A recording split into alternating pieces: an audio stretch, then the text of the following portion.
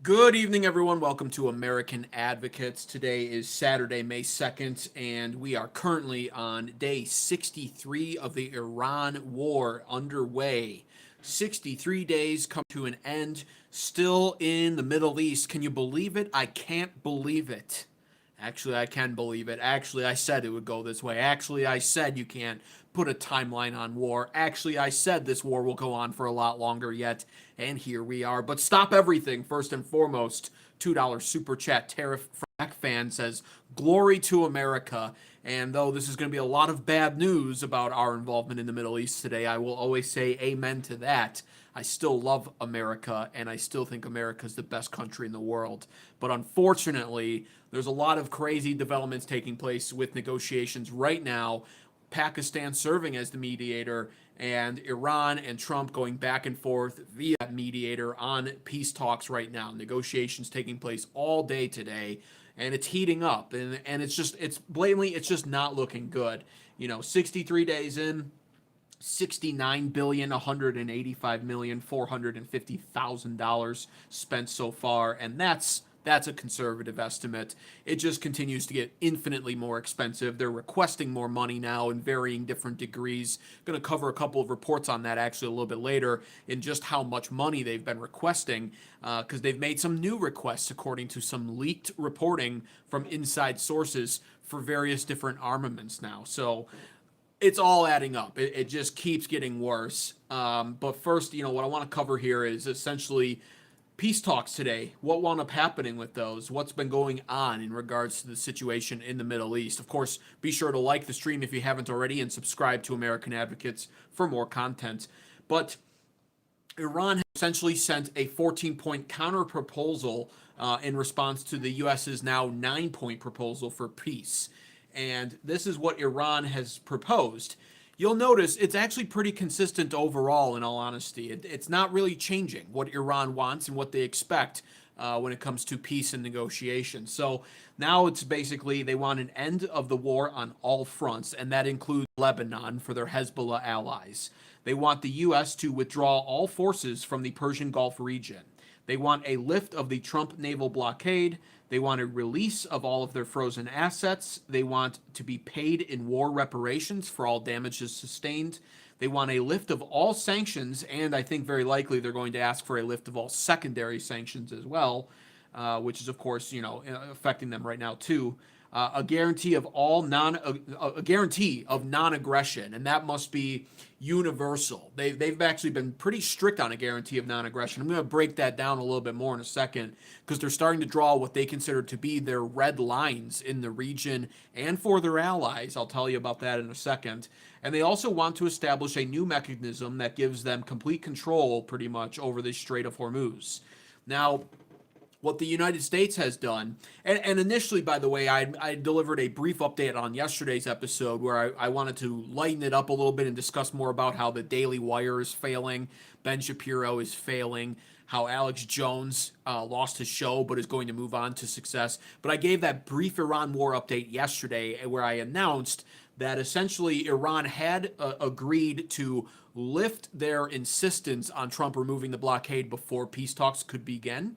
And essentially, that's what's been happening all day today. So the Trump blockade is still in effect, but Iran and Trump have been discussing peace with each other, again, with Pakistan mediating. So that's been taking place somewhat, but Iran has shown a little bit of flexibility, probably a little more flexibility than what the mainstream media has actually given them credit for, though they are very rigid and very unreasonable in a lot of ways. But that's actually the point behind their negotiating. And they're being unreasonable on purpose, in my opinion. I'm going to explain the 4D chess that they're playing and the strategy behind that all throughout today's episode. So again, be sure to like the stream if you haven't already. It's as simple as just double tapping those phone screens because it really does help the stream perform better in YouTube's algorithm. So in response to this, the United States offered Iran a 2-month ceasefire. So we were originally on something to the effect of 2 weeks. Then Trump basically got around to this whole point where everyone's calling him a taco, and halfway rightfully so, where Trump basically acknowledged that the ceasefire would be indefinitely extended until Iran made a peace deal that was pleasing to the United States. Now they're kind of putting a timeline on it again as of today, where the U.S. offered a 2-month ceasefire, which is obviously an incredibly long time, and you would hope to God that there's no plans to keep the entire situation locked up like this, with the Strait of Hormuz and tensions increasing and the war waging on for another 8 weeks, when we were told off the bat that this would be nothing more than a 1-week bombing run campaign. And then we were told 3 weeks, and then we were told 4 to 6 weeks at most. And you realize the 9th week was Friday, yesterday. And now they're talking about a 2-month ceasefire, 8 more weeks. But that's what was offered. Now, Iran, they turned it down. They said no. They actually outright said no. And so you can see what's about to unfold here. And I'm going, throughout the course of this episode, I'm going to paint the picture for you so you can understand what I think is very likely to start unfolding in the Strait of Hormuz in the Middle East. And it honestly does start with this. It literally starts with the news today that the U.S. offered them a 2-month ceasefire and Iran said no. That's the focal point in all of this. Remember that as we go forward. So beyond this, we had in their peace talks, I want to bring you back to that. Their number one insistency and demand was an end of the war on all fronts, and they've directly named Lebanon for the sake of their Hezbollah allies. And in addition to that, they want the guarantee on non-aggression. So you put those two together, and then you take a look at what's happening actually in Lebanon. So Iran has sent the deal to Washington. Well, the Hezbollah, they have a liberal guy now in Lebanese parliament, and he's basically in there serving as a politician now to represent Hezbollah, and he's drawing the red lines of what a ceasefire would mean, because we all know, of course, Israel doesn't really want that ceasefire, nor do they really even want peace. But more on that in a little bit. He's drawing the red line and throwing it all out there. Well, if the U.S. agrees to this, or agrees to any of this, especially in the name of peace, Hezbollah's Hezbollah's Lebanese parliament member has specifically drawn out what that would mean, what peace means, for the sake of helping Israel apparently understand this. And so their guy has basically said that would require an immediate halt to all aggression with 0 conditions, a complete and unconditional Israeli withdrawal from Lebanon, all displaced people back to their villages, a release of all prisoners captured by the IDF, and full reconstruction of the destroyed areas. Now, if you're not paying attention on social media and you're only relying on mainstream media, you are not seeing the drone captured footage, the reporters captured footage of southern Lebanon right now. But I will just sit here and tell you flat out the truth of what's happening there. Israel is literally leveling entire cities. I have seen the videos. It's actually startling to look at. And for the longest time as a conservative, before I was really paying attention to politics as much as I should have been, and especially geopolitics and the Middle East region, I had always heard about the Gaza stuff and the Free Palestine stuff, and I always viewed it as a liberal talking point that would make me roll my eyes. But I have seen the footage, and in my opinion, there's just no way to explain it all away as Israel just defending itself. That's the excuse that they use. And what we have seen is Israel utterly refuse to abide by what the United States is trying to call them to do, abide by the restraints that Trump has tried to place on them. Israel is acting on their own, and it is very clear they have their own separate goals, and they are enacting on those. They're moving towards those goals without any care for any consequences that are induced because of them, or without any care really for the global effects that occur as a result of their actions. This is just undeniably true. The videos just prove this. So what they tell you is, with southern Lebanon, they say, well, it's a region flooded and infested with Hezbollah terrorists. And Hezbollah are no saints. I am not here to defend Hezbollah of all groups here. Yes, they are militant terrorists, in my opinion. But what Israel does is they say, well, Hezbollah's in southern Lebanon, so we must bomb southern Lebanon. And what you have to understand is Israel indiscriminately has bombed southern Lebanon all the way through up into a 5-mile range that they are now yellow lining and saying that they need to hold as an extra layer of defense against future Hezbollah attacks. And in the process of doing this, they bomb these cities, claiming that Hezbollah hides in civilian houses, and they level the entire city. They level every house. And to make sure that they're thorough about it, after they're done bombing, they send IDF soldiers through to comb through the region that they just bombed and ensure that everyone's either dead or removed, etc. And then they finish it off by introducing backhoes and bulldozers and construction machines to finish demolishing every single house, apartment, building, school, hotel, you name it, all gone, all reduced to rubble. And then they tell you, well, it had to be done. Hezbollah hides here. Those are civilians' homes. Not everyone, you cannot say with certainty. You actually can say with actual certainty that not every one of those homes was occupied by a terrorist. In fact, 3 of the cities that they have bombed and leveled out in South Lebanon were predominantly Christian cities because Lebanon is a 40% Christian country. And so I've seen the footage. I have seen it. And Israel actually gets so mad at reporters for recording this because they don't want this seen by the average everyday American goy slop consuming, mainstream media watching pleb. They get mad. So they actually will deliberately send off little strikes next to reporters who are recording the footage in order to intimidate them and force them to stop. They actually have actively put a press ban in their country before and in some of these regions in order to prevent all of this information from being put out there. But X is a source of complete free speech, and the video footage is out there. I've seen it for myself. So you must understand that is why Iran is so firm on Lebanon being included in any future ceasefire agreements. And this is not me saying this to defend Hezbollah.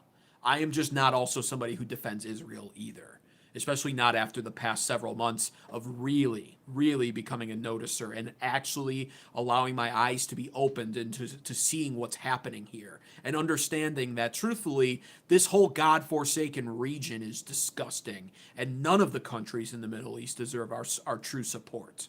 None of them. They don't deserve our friendship, our alliance, our money, certainly, and that includes Israel, too. We should leave this region, enforce the Monroe Doctrine, and force ourselves to focus specifically on our Western Hemisphere and semi-isolate from this region and from this part of the world is really what we should do.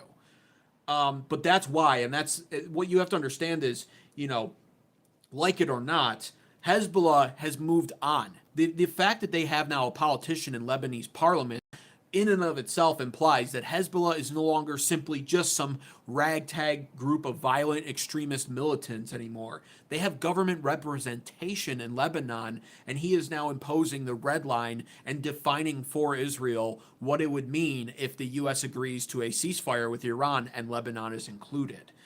Secondly, what's more important to understand here is the 4D chess being played by Iran and Hezbollah right here in this request. And this is where you really get into the geopolitics, and you can see the effects of this, by the way.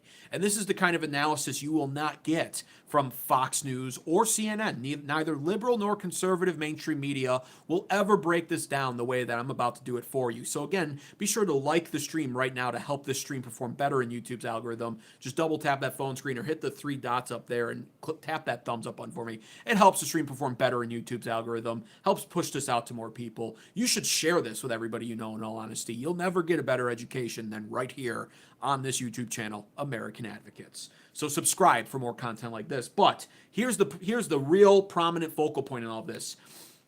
Hezbollah and Iran know that Israel will never, ever agree to these terms laid out. Again, the terms for a ceasefire would be immediate halt to all aggression with 0 conditions, complete and unconditional Israeli withdrawal from Lebanon, including the 5-mile yellow-lined barrier into the South Lebanon that Israel has imposed for themselves up there. All displaced people from Lebanon return back to their villages, a release of prisoners, and full reconstruction of all of the destroyed areas. I've seen the areas for myself with my own eyes.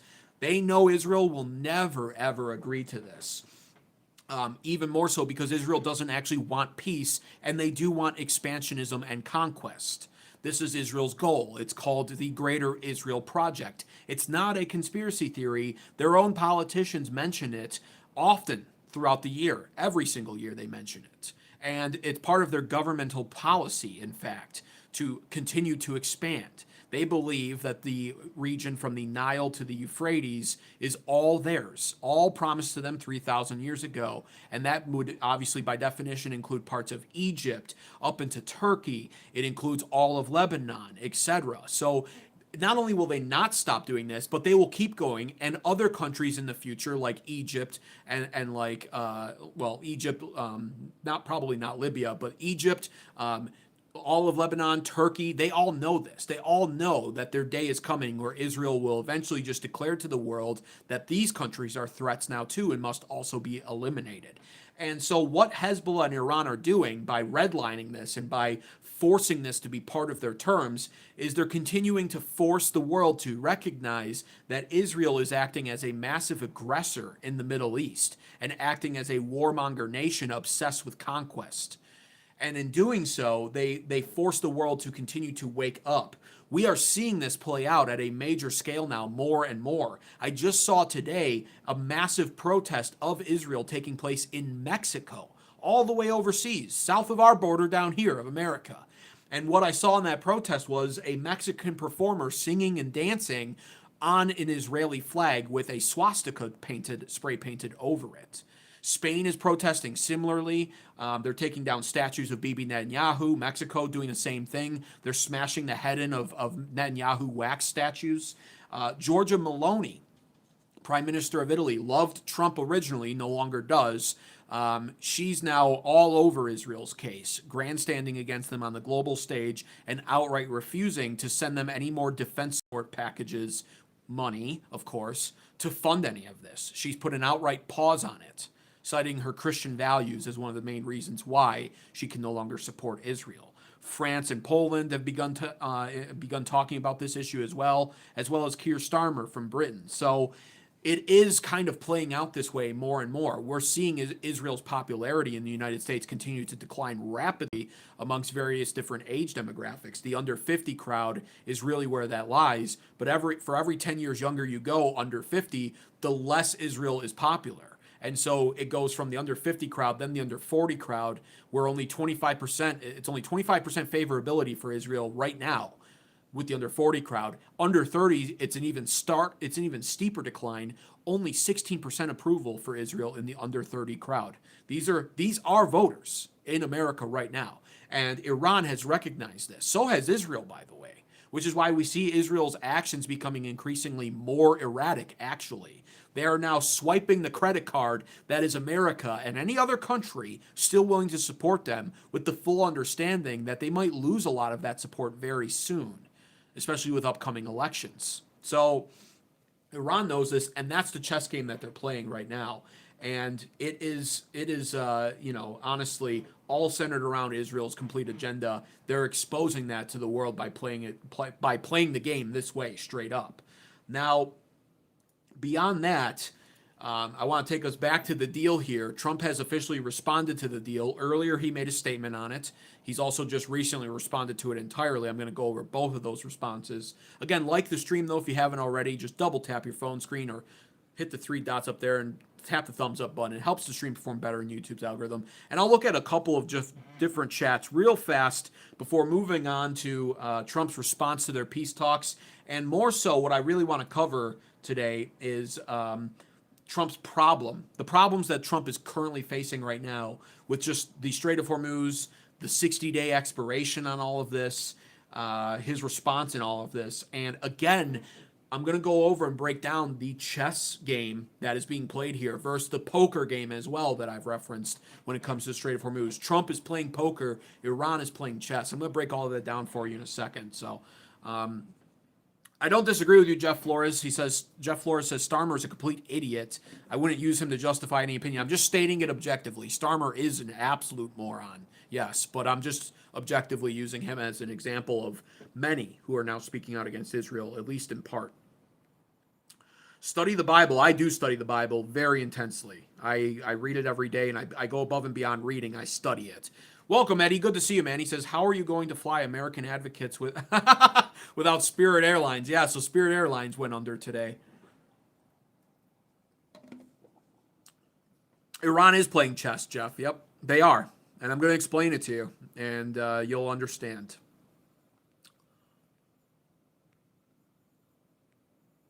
God gave what to the Jews? God didn't give anything to the Jews. He took it away from them.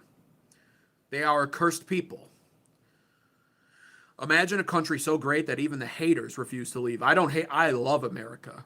I love this country. I'm a conservative.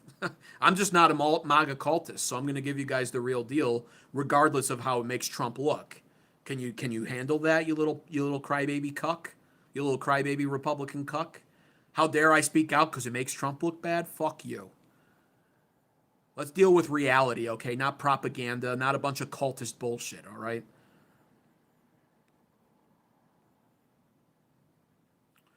To be honest with you, they bring it on themselves. Yes, they do, open roads of America, and this is true, and that's part of God's curse on them, actually.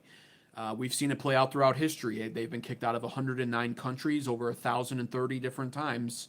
They're always the victims somehow, but when you study history, you realize, yeah, that's what happened. And listen, there are good Jewish people out there. I grew up with one as kind of like a friend, liked him, thought he was a funny guy, very smart people, which is actually what makes it more dumbfounding sometimes to look at, because you're like, I know the stats are real. They have above average IQs. I know they're inherently smart people. How can they not see it? How do they not understand that they do bring it upon them? They do. They really do. And you meet some good ones. They're more apathetic to Judaism, rabbinic Judaism, or not specifically Zionists. So then it makes you feel a little bit bad even, because it's like, I know there are good ones that exist. Unfortunately, there's a massive organization out there, undoubtedly, of Jewish Zionists, and they have an agenda, and they will stop at nothing to achieve it. And in doing so, it is their undoing. It is their actual undoing. They win battles at the expense of winning the war, is always what I say about them. They will win the battle, like they're doing in South Lebanon. They're dominating, without a doubt. They're crushing. But they're losing the war because of it. What's the war? Right now, the war for Israel, the most important war for Israel, is the one they fail to understand in its entirety. And that is the war of public and global perception of them. And so by continuing to win these battles like they do, they're losing more support, which is the real war, if you're Israel. Now, for me, I think it's just a day of reckoning for them. I think the fire rises. I think it's a global awakening that needed to happen. But if you're putting yourself in Israel's shoes, they understand it, but they just don't care, because they're just as religiously zealous as their Muslim counterpart neighbors are.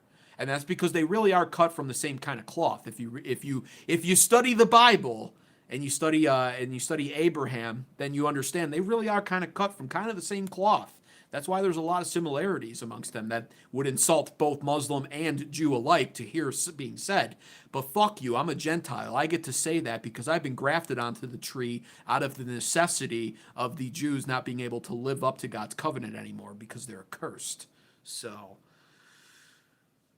hey, if you don't like it, you can always go to Mexico. Then you don't have nothing to bitch about. Yeah, wow. Time for bed, boomer. All right, let's move on. So, here's what I want to get into here.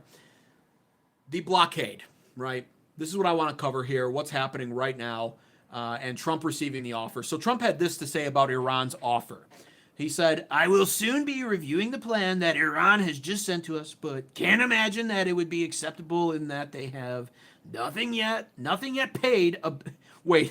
Can't imagine that it would be acceptable in that they have not yet paid a big enough price for what they have done to humanity and the world over the last 47 years. Thank you for your attention to this matter, President Donald J. Trump." Now, if you're a 70-year-old boomer, you read that and you go, yeah, that's my fucking president. Yeah, make Iran suffer. We've already won this war 28 times, but they haven't suffered enough. What does that even mean? How about we just put a pause on all of the propaganda, the wartime propaganda, the rhetoric, and how about we just sit here for like 10 seconds in silence, and how about we just think to ourselves, what does it mean when the President of the United States says Iran hasn't suffered enough? Literally 10 seconds of silence. What does that mean, do you think? Why is it acceptable to even say that? I actually have to ask you in all honesty. And, beyond that, he's reviewing the offer soon, saying that they haven't paid a big enough price yet. This is actually a video of President Donald Trump basically saying that, if I have that pulled up here. Nobody at all is challenging. Just so you understand. All right, let me see. I think I had the video pulled up. Go through anything with respect to Congress. They could, Democrats, a couple of Republicans, they're hurting our negotiating ability, which is... Oh, no, maybe not. I thought I had a video pulled up of that. But Trump was basically answering the question right outside the airlines by saying it. And, you know, I just have to ask that. It's like, what do you mean they haven't paid a big enough of a price? How much more damage can you do? And why? What is the goal here, really? That's like the actual question here. When you see the president say they haven't paid a big enough of a price yet, isn't the goal peace, or is the goal some form of weird revenge? And if the goal is for revenge, then what are we getting revenge for exactly? Because on February 28th, we started the strikes. We initiated this war, not Iran. We didn't go through 9/11 2.0 from Iran this time that got us into this war. We willingly went there when Bibi Netanyahu literally called Trump and very likely said, Mr. Trump, I see you had massive success in the Western Hemisphere, Mr. Trump, with Venezuela. What a great operation. It is now time for you to return to the Middle East and die for it. Send your young men to die for Israel, Mr. Trump. It's what the Goyim are meant to do. So do it now. I am tired of you getting wins in the Western Hemisphere and not serving Israel, Mr. Trump. And he no doubt responded, yes, sir, Mr. Bibi Netanyahu, how dare I forget that Israel's all that matters to the United States president. I should have never focused on the Western Hemisphere. What was I thinking? I will instantly move 50% of the Navy to the Persian Gulf, Mr. Bibi Netanyahu, sir. Yes, sorry I forgot about you even for a couple of weeks. That's what happened. We went there. Then, after being goaded there by Israel, they then play their underhanded tactics as always, and they call Trump and they say, "Well, we're going to strike Iran right now." As our Navy arrives and floats under the Persian Gulf, and as we have military bases in Bahrain and all over the Middle East near Iran, recognizing that a strike on Iran would provoke a counterattack, which would put our bases and Navy in jeopardy. Let's never forget that that's how this war started. Never forget that. Underhanded Israel tactics after they used, once again, faulty fucking intelligence that they always claim is the equivalent of 5 of our central intelligence agencies, as if that's supposed to be credible, by the way. Who sits there and goes, wow, the CIA is the holy grail of intelligence, and Israel says theirs is 5 times better? They must just be the smartest, best, most intelligent people on earth with their best intelligence. We must listen to them, despite the fact that they were wrong about Syria, Libya, Afghanistan, Iraq. All of these countries they've been wrong about. But this time, surely they were right, even though we have yet to find any nuclear warheads whatsoever in Iran. So never forget that. We started it. So what does it mean Iran has not paid a big enough of a price yet? Unless you buy into the 47-year-long war goy slop propaganda that's being put out there about Iran, then you hear that and you go, it's a head scratcher. It's like, what does that mean? What does that even mean? Anyways, so that's what he said, and he was saying that pretty much all along, while basically saying that he was going to take a look at the deal. Now, U.S. officials had come out basically after looking at the deal, and they made a statement before Trump did, and they pretty much had this to say about Iran's peace plan deal. Another happy Mother's Day gift from Eddie. Thank you, Eddie. I appreciate that. As a mother, I really appreciate that gift, Eddie. That just warms my heart. Thank you, Eddie. One of my longtime viewers here. I appreciate that. All right, so this is what the U.S. officials had to say. Global affairs analyst and Axios correspondent Barak Ravid. Barak, it's always great to have you. So we have these pieces that Nick and Betsy just laid out for us. What is your sense of where things stand tonight when it comes to this war with Iran? So first, I think that the Iranian response, this 14-point document, at least as far as I know, is not going to stop a possible escalation. I think, if anything, it could lead to an escalation. I don't think that the Iranian response is, for what I hear from U.S. officials, I don't get the sense that there was anything in this response that addresses the U.S. concerns, especially when it comes to Iran's nuclear program. President Trump has told me personally he's not going to lift the blockade. So honestly, yes, the nuclear program was the major cited reason for U.S. involvement to begin with, and Iran won't budge on that. Now, if you've been a longtime viewer on this channel, which some of you have been, especially when I do my geopolitical, my Iran war coverage live streams, then you know I've listed out every single option that Trump has when it comes to this war and what moves he can take next. I've also listed out every condition that each side has when it comes to the negotiating table, and the conditions from the U.S. versus Iran's are completely different, and neither side's willing to budge. Both sides believe they have leverage, and neither side really wants to recognize the leverage that the other side has. This is inherently a bigger problem for us, though, than it is for Iran, because they have home field advantage. They're not going anywhere, and we're not going to be able to affect regime change without a massive ground war invasion that would take years and cost thousands of lives. And so it's a bigger problem for us that neither side's willing to budge. And it does come back to our diplomats and our negotiators' viewpoint of Iran. And they view Iran as a country that is decimated and rightfully must unconditionally surrender. But that's not actually the reality. Not from what I'm seeing and being able to analyze and observe, not from the news I'm seeing, the statements being made by Iranian parliament members, their foreign ministry, or the IRGC, nor from what I'm seeing by their actions, more of which I'll be breaking down in a second here. Iran is developing new plans. I'm going to cover that. They've developed this, they are reportedly coming up with this crazy plan that is halfway desperate, but also halfway genius. The same as I reported on Trump's naval blockade, where I said, you know, this is really smart, but it has a lot of hurdles and a lot of potential problems with. I gave Trump some credit while pointing out the desperation of the maneuver and the hurdles. I'm going to do the same for this strategy in a second here. Iran has come up with this crazy strategy to address the Trump blockade. But the point being is that we went there with a list of conditions, and Iran's not willing to meet us on any of them because they believe ultimately, first and foremost, that they have enough leverage to decline our negotiating and decline our standpoint, like defy our standpoint that they must surrender. And then on top of it, they are doing this as another chess move to punish not just the United States for this involvement, not just the United States for serving Israel's interests and doing as Benjamin Netanyahu commands, but they're also doing this to punish the world. This is no different than like a teacher in a classroom punishing the whole class for 3 students acting out. One student tells another one to punch somebody. Israel tells America to punch Iran. Well, those 3 students should be the ones pulled out of class and talked to. But if the whole class suffers, then afterwards, the rest of the students approach those 3 people and go, what the, well, not in 5th grade, they don't say that language, hopefully, but essentially they go, what the fuck were you thinking?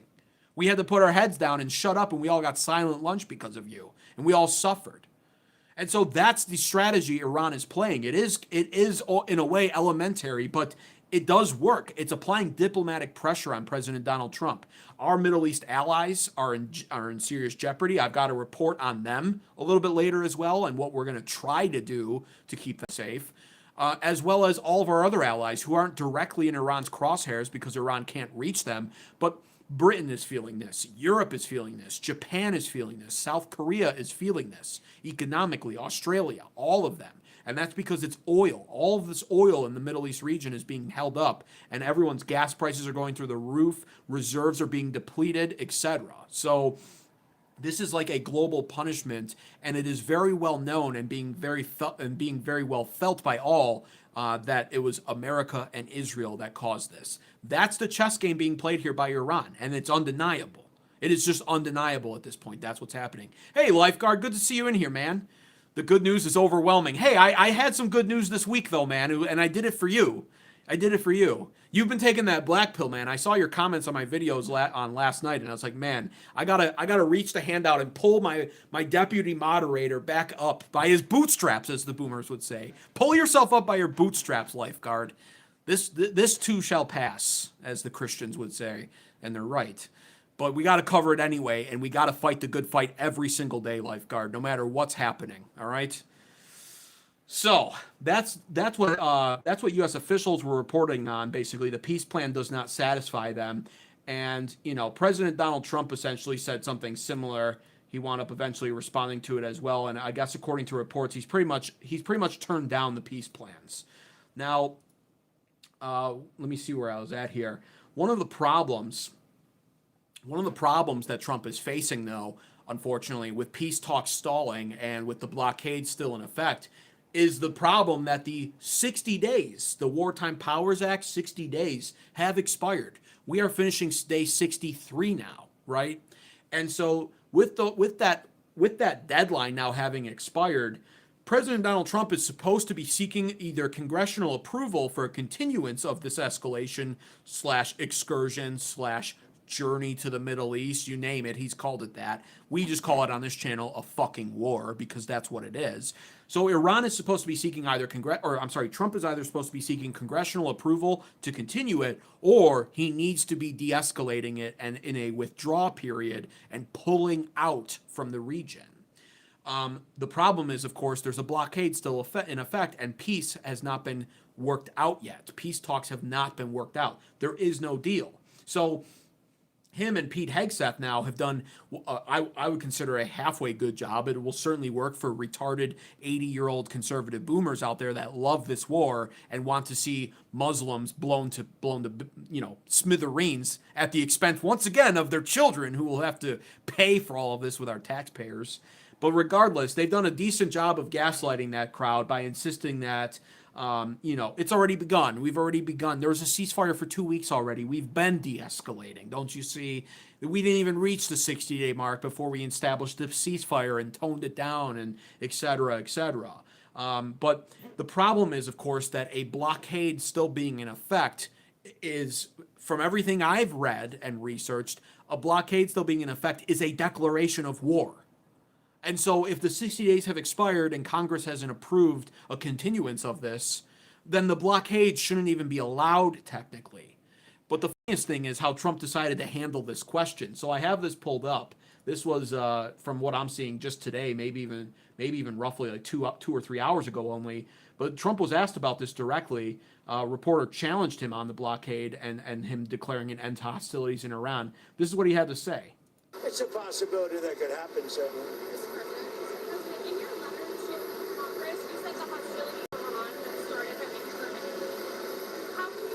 Coming up.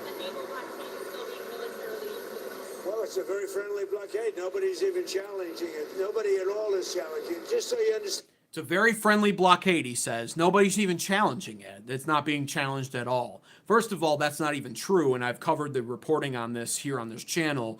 It is being challenged, and it is being overcome.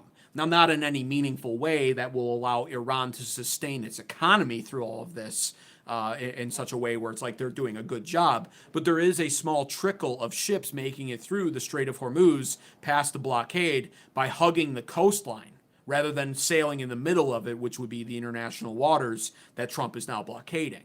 A trickle's not enough to maintain the global economy or Iran's economy, but that is happening. And we've seen it. You can go on the shipping logs. It's literally a public website. And you can see it. It's documented which ships have made it through. So it's not completely true. The blockade is not 100% effective as it is. But nevertheless, it's in place, which is an act of war. And so that shouldn't be allowed. But Trump says it's a friendly blockade. Don't worry about it. Don't you see? It's a friendly blockade. Our sailors on the ships have been instructed to dance to the Macarena, and that's what makes it friendly. And since it's not being really challenged with any sort of military action, then it's friendly. It's all just love. We got disco balls playing. It's friendly. The Iranians, they could sail right up next to us and join us. It's just friendly. That's all. That's what he says. Thanks for the chili gift as well, Eddie. Eddie, you're all over the place with these gifts. Mostly, yeah, right, yeah, can do BU. Right, mostly peaceful it actually has been mostly peaceful, but still, actually, that's besides the point, though. So he actually should have said mostly peaceful, because that's true. There was one issue with it, a little bit of hostilities. That got worked out, ceasefire upheld, blockade in place, and no aggression since. So he's technically not even wrong if he said mostly peaceful, but he had to go and say it's a friendly blockade.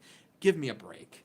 So, and I've covered at length here too that I feel like this is actually part of the setup potentially for President Donald Trump to be impeached after the midterms this year, which I of course predict will be a disaster for Republicans. And if Democrats get enough control, they'll move for impeachment easily on Trump, and there would be an appetite on the Republican side for an impeachment.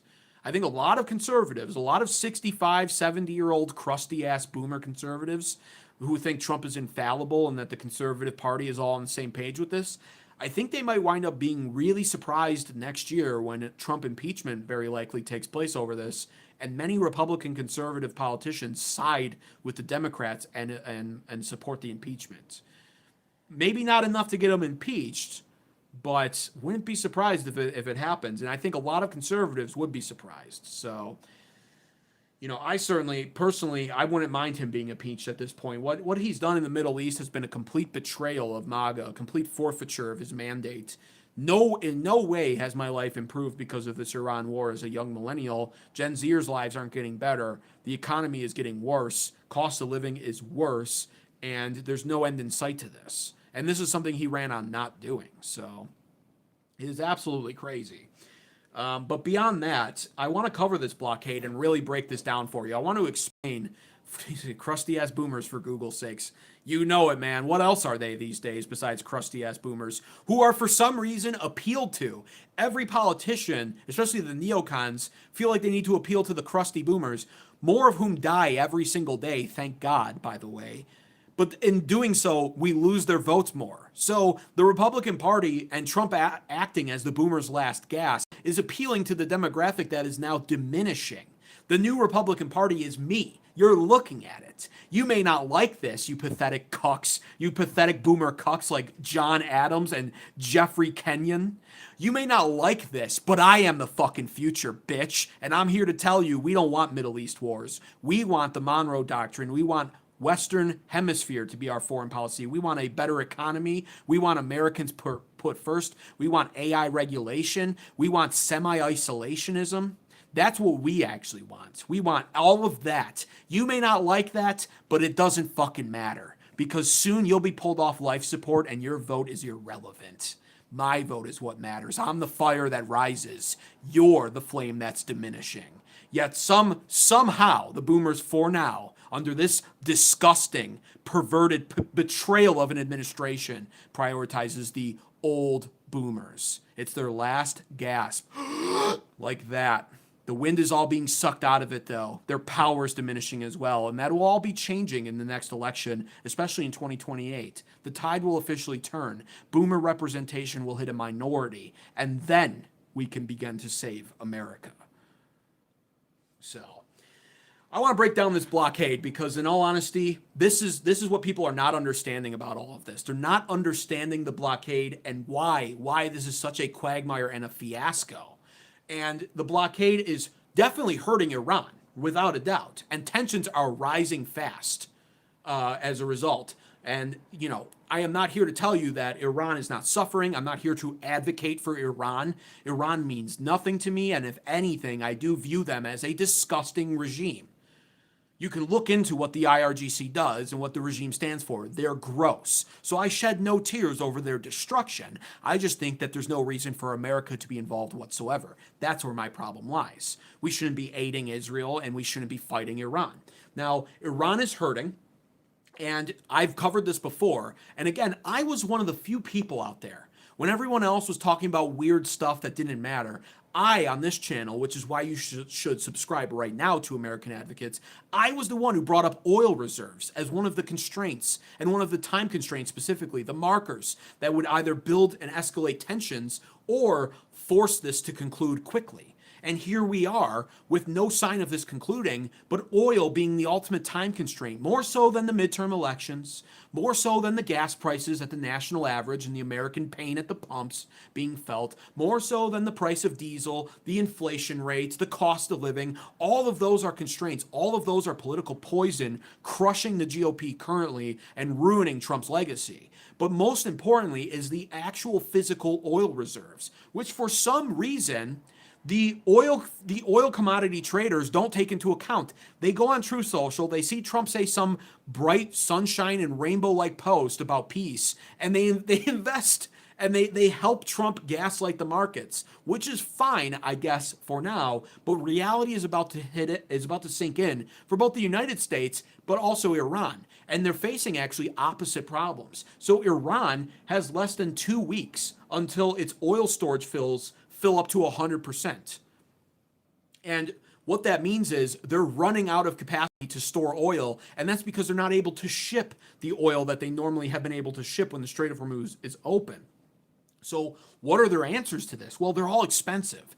It hurts their economy, every single option that they have here. Either they burn excess oil, just light it on fire, literally burn it. That, first of all, pollutes the air. It's disgusting. Second of all, it's burning money, literally. It just burns money. You're just torching millions of dollars when you do that. But third of all, their other option is they might have to also shut down their oil fields. And in doing so, if you understand how oil is mined for, in doing so, sometimes some of the ways they mine for these resources, if you shut that down, the ground in which they're mining, that the equipment is dug in, begins to collapse around it, and therefore you cannot just simply turn it back on. You must rebore down and reconstruct the area, which takes even more time. That's not the case with everything, but that is the case oftentimes. And then beyond that, a lot of these cases of them shutting this down would mean permanent shutdowns and or a long time being shut down, which would cost them even more money. So Iran is losing something to the effect of about $500 million per day right now, and it is crushing their economy. This is just completely true. Beyond that, the opposite effect is being felt with the United States. And I've covered this before. I was one of the first channels to do it. I am just infinitely smarter than literally everybody else on YouTube. I'm smarter than most of the swine slop in my chat who just continue to chat about nonsense down there. I am so much smarter than most of you, which is again why you should subscribe right now. And truthfully, some of you actual goyim down there chatting should literally be tapping that $ and paying your tariffs to help rebalance the chat deficit, because some of you guys are so chud-like and absent-minded and pathetic with some of your chats. I'm talking Jeffrey. I'm talking some of these absolute idiots. You guys should be paying me for the headache. I'm going to need to buy Aleve or aspirin when I'm done with this stream. But regardless of that, I covered oil reserves, and I've been giving you the timeline on that. And our timeline is running out as well. Oil reserves act in a trickle-like effect. And ultimately, oil reserves are what the oil markets will respond to at a certain point, much more than anything Trump can say. Right now, Trump is gaslighting the markets and keeping them more healthy than they probably should be. But that'll only work until the oil reserves start drying up. Then the markets will respond only to that, because that's reality. And how many weeks do we have before that happens? Well, interestingly enough, about 2. If Trump wants to be a psychomaniac about it, he could really deplete the oil reserves and last another 3rd or 4th week beyond that. So a month at most. But at 2 weeks, the oil reserves, the commodities, they're going to be flipping out. And for every $10 that oil futures go up, that's an extra 25 cents at the pump for Americans to be paying. So we're running out of time. We're running out of time, and technically so is Iran. But Iran has a key strategy over us, a key advantage that I've talked about, which is, again, location and the fact that Iran is there and they're not going anywhere. So that's our problem right now. Now, with Iran facing this problem, and of course Trump adding on to this as well, by the way, Trump has added on, I forgot to cover this, Trump has imposed the threat of sanctions to any nation that accepts IRGC tolling in the Strait of Hormuz. And I did a whole live stream about why that's problematic too, by the way. Essentially, it eliminates what is called the Pax Americana, and it eliminates the idea of United States global hegemony that protects international waters and keeps those waters free for all, which allows the global economy to progress and to boom way more than it would if international waters were tolled or threatened by military activity or countries that border them or pirates that could patrol them. So that's the inherent problem of Iran insisting on, of course, maintaining control of the Strait of Hormuz, is that undoes the Pax Americana. It undoes the treaty signed for international waters and maritime law after World War II that has allowed the global economy to progress so quickly and so prominently over the last 70-something, almost 80 years now. So Trump has recognized that that's a problem, and that's ultimately one of the main reasons why we're stuck here now, too. The Strait of Hormuz wasn't a problem before February 28th when we decided to bomb Tehran and bow to Israel in doing so, doing it at their request, like the American Babylonian whores that we are. And so ultimately, we created the problem of the Strait of Hormuz by doing this, and now it's one of the major reasons why we can't leave, because Iran remains stubborn on controlling it. But in addition to that, threatening the sanctions is one of Trump's ways of trying to prevent this from occurring. So this is all taking place right now, and it is hurting Iran significantly. And as a result of this, this is really what I wanted to cover here. First and foremost, Kuwait just reported that they've exported 0 barrels of crude oil in April of 2026. And that's the first time that this has happened since the end of the Gulf War in 1991. And so other countries are experiencing difficulties. That, of course, means less oil for the global markets and higher prices.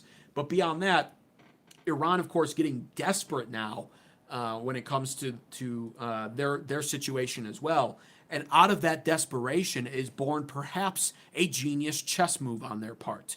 Similarly genius to the Trump blockade, but for very different reasons, with its own hurdles to overcome. And now, of course, I did say the Trump blockade was halfway genius when he first imposed it, but I also warned that there would be a lot of issues for Trump to face with it later on down the road. And I'm going to cover that in a second. First, I want to tell you, this is Iran's idea now. This is their strategy being floated in response to the Trump blockade.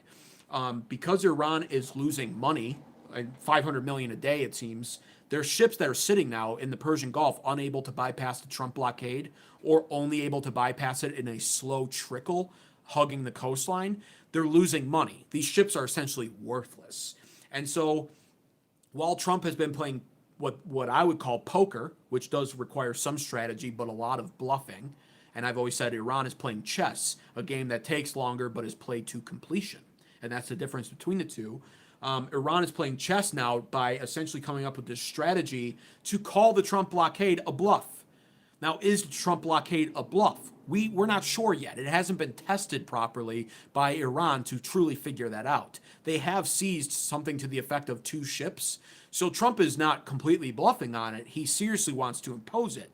But how much? How much can he impose? How much can he maintain the Trump blockade? How effective can he keep it? Is really the question, and therein lies the potential element of it being a bluff. Iran has recognized this, so the reports are coming in that Iran is now beginning to float this idea of sending every single cargo ship and oil tanker that is sitting in their Persian Gulf, sitting in the Strait of Hormuz, blocked by Trump, towards the Trump blockade all at once. That's the new strategy that they're now floating. And there are 15 U.S. naval vessels currently comprising of in the Trump blockade. 15. It's a decent force, but it leaves gaps. And now you have to ask yourself, if Iran does this, what can Trump do in response to it? And this is now the problem. And I said this from the start. I said the Trump blockade was genius at first, but that it had a time limit on it. I said that weeks ago when it was first imposed. Again, why you should subscribe right now to American Advocates. I'm the smartest person ever. It's not even close. I said that. I said this is great for the short term, but midterm he's going to start facing problems. And long term, I have doubts about his ability to maintain the blockade. This strategy right here, if Iran follows through on it, proves and vindicates what I was saying earlier all those weeks ago about the blockade. Because if they do this, Trump once again finds himself in a lose-lose situation. And I'll explain to you why. He only has really 2 choices, and either of them look bad. Either he damages more of the U.S. military's credibility by giving up on the blockade in the Strait of Hormuz, or he winds up looking like the world's villain and decides, I'll sink all of those civilian cargo ships and oil tankers that Iran has now sent towards the naval blockade. I'll sink them and or capture them and hold them hostage, basically. So those are the 2 options that Trump has then if Iran follows through on this strategy. And that's why the strategy is brilliant once again. It once again makes Trump, it puts Trump in a corner and forces him to pick a bad option or a worse option. And in my opinion, the worst option would honestly be to give up on the blockade. We're losing more and more military credibility with every single day we stay in the Middle East.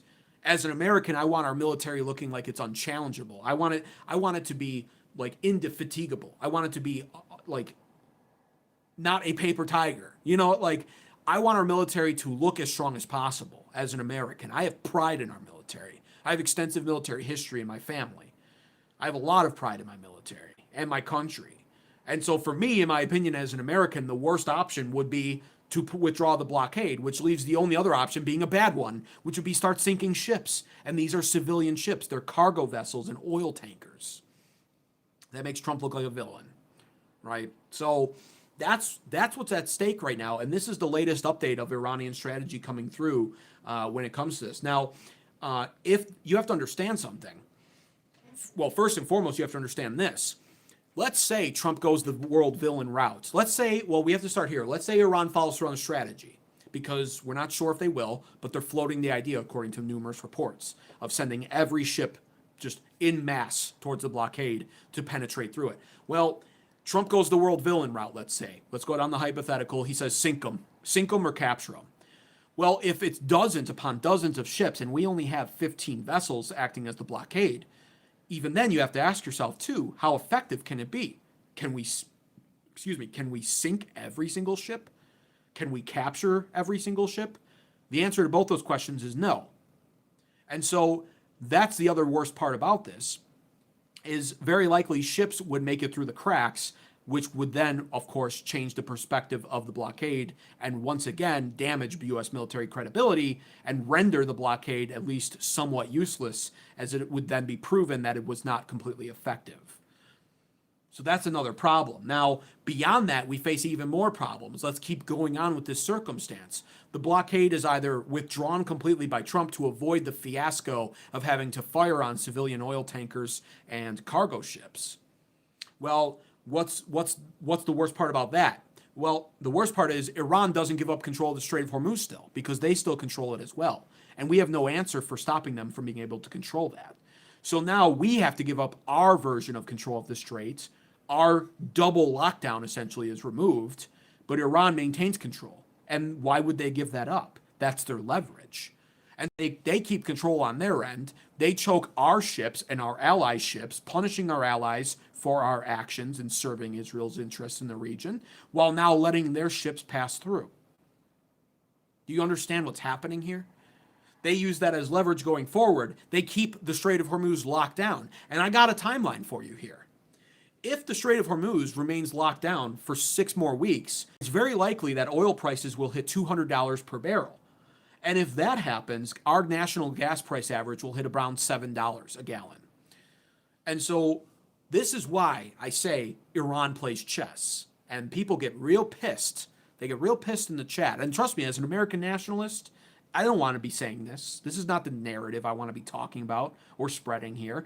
But I feel it's owed to myself, first and foremost, but to all of my subscribers and viewers, to give you guys the truth, at least in accordance to the analysis and the breakdown that I can generate in response to all this. I look at this critically. This is what I see possibly playing out, okay? I'm just here to report on that. Don't shoot the messenger. I don't want this to be reality. I don't say this with a delightful grin on my face like I'm excited that America is possibly losing this in catastrophic fashion.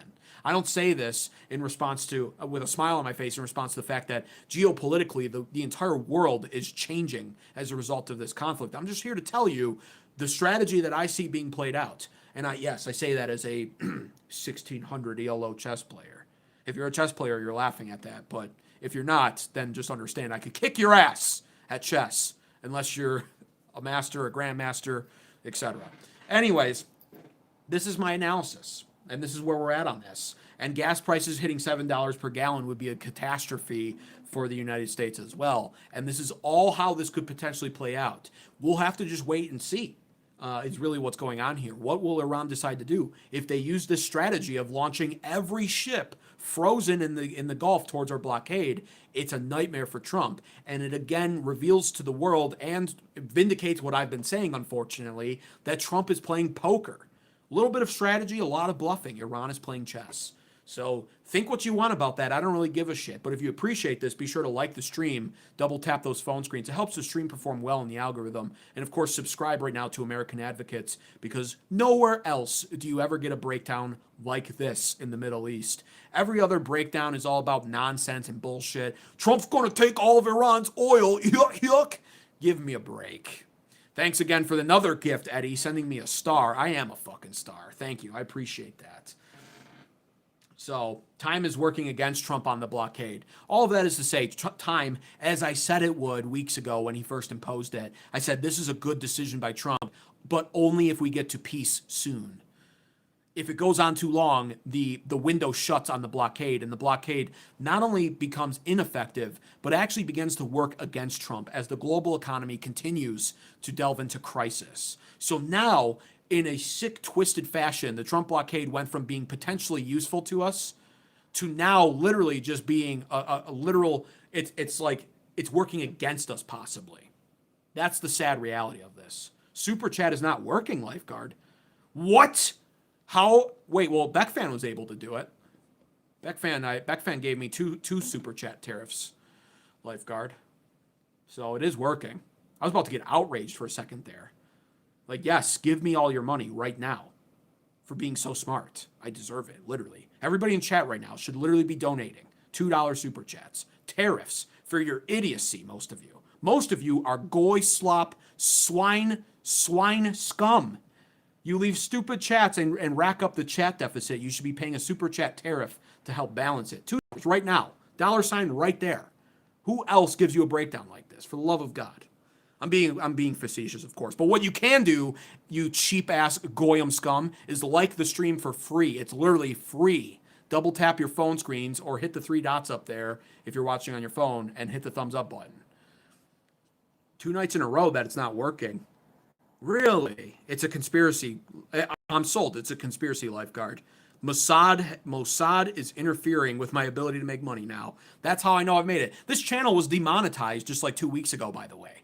And then I had to fight for remonetization. The fight goes on. The war goes on. When you tell the truth, you're always a victim. It is what it is. Stop everything. A $1.99 Super Chat tariff from Mark Russo, 4508. You're like a semi-regular viewer, too, so I recognize your name. I appreciate that. Seriously, thank you.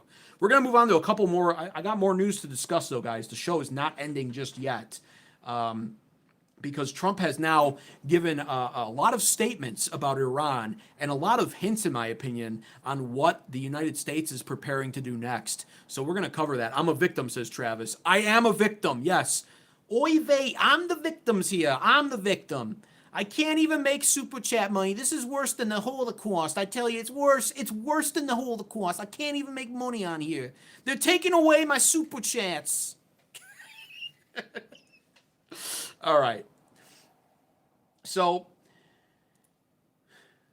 let me catch up on where I'm at here. Yes, here we go. So you would think that President Donald Trump, hang on, I want to see this because there's a 100. This is actually a good chat, possibly from Mr. Darcy44. I recognize that name as well. And he says there are 131 refineries in 30 different states. America is potentially a powerhouse for oil, but we have a lot of problems when it comes to that. I recognize what you're probably talking about there, sending some ships our way, of course. We have something to the effect of 120 current oil tankers coming our way to the United States. We can do that for now, but even that actually has potential problems behind it. On our end, we can only supply the world with oil for so long as well because we're actually not established enough for a continuation of doing that. That oil is more for our use right now. And I can do a breakdown on that on a later episode. I've looked into the numbers. It's another very good short-term idea by Trump for sure, and it will make us money. So it's not that I don't support it inherently, but there's a lot of pitfalls to that, especially if it comes down to long-term, a long-term issue playing out in Iran. That's not sustainable, unfortunately. So I'll dedicate a different episode to that, though. But I understand what you're saying, and I 25% agree, I think. Perfect example to be completely energy independent. I agree with that too. Regardless of how this plays out, that is the lesson for a lot of countries, I think, going forward. So, and this is, again, what people don't understand when it comes to geopolitics and diplomacy and how governments and countries operate. A lot is changing perspective-wise with a lot of countries all at once. And so, this whole denuclearization incentive, this is being diminished, like that concept's being diminished as a result of this. We have countries like France and Poland talking about teaming up to begin a nuclear facility program and pursue nuclear warheads. They're looking around and they're saying, my God, this is all a potential problem. It's very clear now that the only deterrent that works for a country is nuclear deterrent. Why are we doing this to Iran and not to North Korea or not to any other scum-sucking country? It's because Iran doesn't have nukes. And every country knows that. Every world leader knows that. So the world leaders watching this unfold right now are literally putting the pieces together and saying, if we don't have nukes, this could happen to us. So it's having the opposite effect. And same with energy independence. Unfortunately, we have the globalists, the World Economic Forum scum, who will definitely use this moment now to push all of their bullshit-ass energy-saving products on us. We need to stop relying on oil, they'll say. You need to buy the electric cars with the kill switches built into them that ensures that you never really actually own your car because we'll shut it down on you anytime we please. Like, I could go down rabbit hole in this topic, but I won't, because today is more important. It's more important to discuss the events that are unfolding right now. So, go get a life, says Janice. Hey, Janice, if you had a life right now, you'd be making a sandwich for your husband and serving him, okay? As any woman should. So how about you go get a fucking life, all right? Get the fuck off this stream, too. I have a life. It's called YouTube, and I make money on it. What do you do with your life, huh?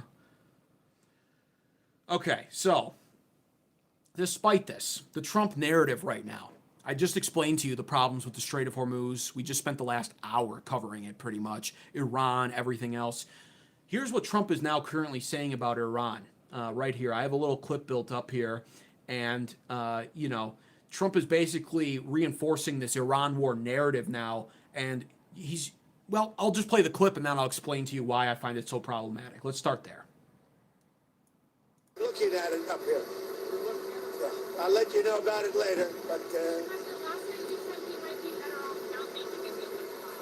well, I wouldn't have to. I didn't say that. I said that if we left right now, it would take them 20 years to rebuild. But we're not leaving right now. We're going to do it so nobody has to go back in 2 years or 5 years. So he says it would take them 20 years to rebuild if we left right now. But then he says we're not leaving, so nobody has to go back in 2 or 5 years. Where does that argument sound like it's coming from? Does that sound familiar to any of you? And by the way, you're welcome for confronting the Karen Slamus. Where have we heard this argument before? Does anybody recognize that argument? Well, we're not leaving. We're going to stay there so nobody has to go back in 2 years or 5 years. That's the Iraq war narrative. And yesterday, I didn't mean to turn my Daily Wire failing coverage of Ben Shapiro, that scum declining. I didn't mean to turn it into an Iran war analysis. I meant to just celebrate Ben Shapiro failing. But when I read that article on yesterday's episode that Ben Shapiro wrote in August of 2005, about how the Iraq war was in the best interest of America, I drew all of the comparisons back then, too. It was so eerie reading that article about what he was saying about Iraq and being able to literally say, funny, they're saying the same stuff about Iran right now. Isn't that funny how we draw so many comparisons to Iraq 2003, and 2 years after it in 2005, Ben Shapiro was using all the same talking points about that war, which turned out to be useless, stupid, based off faulty intelligence, a waste of $6 trillion and 4,000 American soldiers' lives. Somehow during that war, by the way, 0 IDF soldiers lost their lives because they didn't help us in it at all. They never shed blood for it. That's what the Goyim are for. And I drew all those comparisons back then. Now we have Trump doing it today. Literally the same argument for the Iraq war. Well, we're doing it and we're not leaving so that way nobody has to go back in 2 or 5 years from now. They said that about Iraq. Here we are. Ben Shapiro sucks, bro. I agree, Gabe Montoya. I can't stand him. I used to like that guy in 2015, but I was a teenager on Facebook. That's why. He sounded smart. He is good at debating. But at least back then he was, before he had all of his derangement syndromes that were plaguing him, It's a shame. Anyways, that's what's happening right now with President Donald Trump. And it's literally Iraq war narrative. We're fed the same lies now. And the only demographic, thankfully, that's eating that up are the 80-year-old boomers. We got to take the fight to them. You can never trust a Muslim. You can never trust a Muslim. They were becoming a threat to us. This is a 47-year imminent war. None of that logic applies to anything else. I've said this before. The next time I get into a traffic accident, I'm going to tell the police officer, I'm going to say, you don't understand, officer. It was a 15-year imminent accident. And by the way, it's not actually an accident. It's a traffic excursion, okay? Okay, it's not let's not use that word accident. Okay, that's worse for my insurance. Let's just call it a traffic excursion. And it was imminent. This was an imminent one for 15 years now. Okay, the more you drive, the more you're at risk. Don't you understand that? Let's see how that works. It's just the logic's not even there, but it's always the boomers, the most psyoped, idiotic generation of all time that buy into it. Now, beyond that, though, here's more news I wanted to cover here when it comes to this. So Trump's feeding us Iraq 2003 war propaganda. The same messaging used then, used now for Iran. The Ben Shapiro article I covered yesterday, same thing. Very revealing. But beyond that, we have more news coming in that really begins to point to the direction, I think, that the United States is gearing up more towards.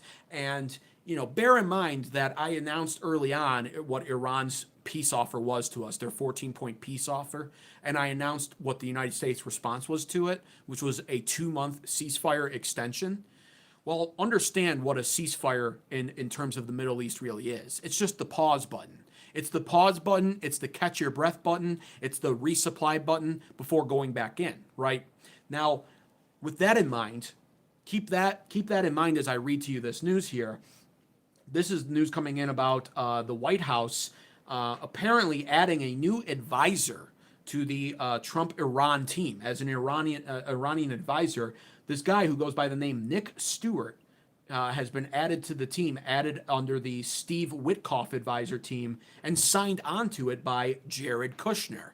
And if you've been tuning in on all of my Iran war coverage, you know my thoughts and opinions on Steve Witkoff and Jared Kushner, two men, rich men, who are Jews and Zionists who have no official titles in the Trump administration, but yet are the ones tasked with heading up negotiations with Iran, a Muslim country. Inherently, of course, a conflict of interest that everyone just looks over and pretends that doesn't exist. But there it is. And you wonder why peace talks continue to fail. Now, by the way, Jared Kushner, of course, is the son-in-law of President Trump, but regardless, no official title in the administration. Now, we have this man named Nick Stewart added as an advisor under Steve Witkoff and added by Jared Kushner to that position. Here's the details that matter about Nick Stewart. He's very hawkish as an Iran advisor, and he formerly worked for the lobbying arm of the Foundation of the Defense of Democracies, which is a hawkish group that had been one of the most consistent voices in supporting military action against Iran. He's been added to the negotiating team. What does that tell you that our agenda and our objectives are in the future with Iran? Are they peace or is it escalation? That's what you have to ask yourself now.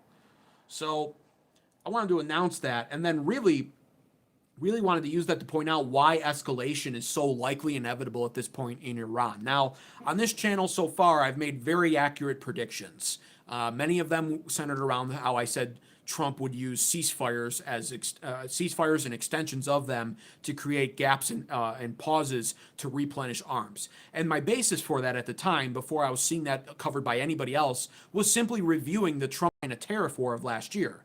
That was not obviously a violent war, it was just an economic one, but Trump's tactics are the same. And some of his tactics are, he has good on-the-moment instincts, and he has tactics that rattle the cages. And when you understand them, then you understand Trump. The problem is a lot of countries understand them now, so they don't fall for these tactics anymore. And so I predicted ceasefires back then before most channels did. I actually predicted a ceasefire 24 hours before it happened when it came to Iran and the United States. I've made other predictions that have yet to come to fruition.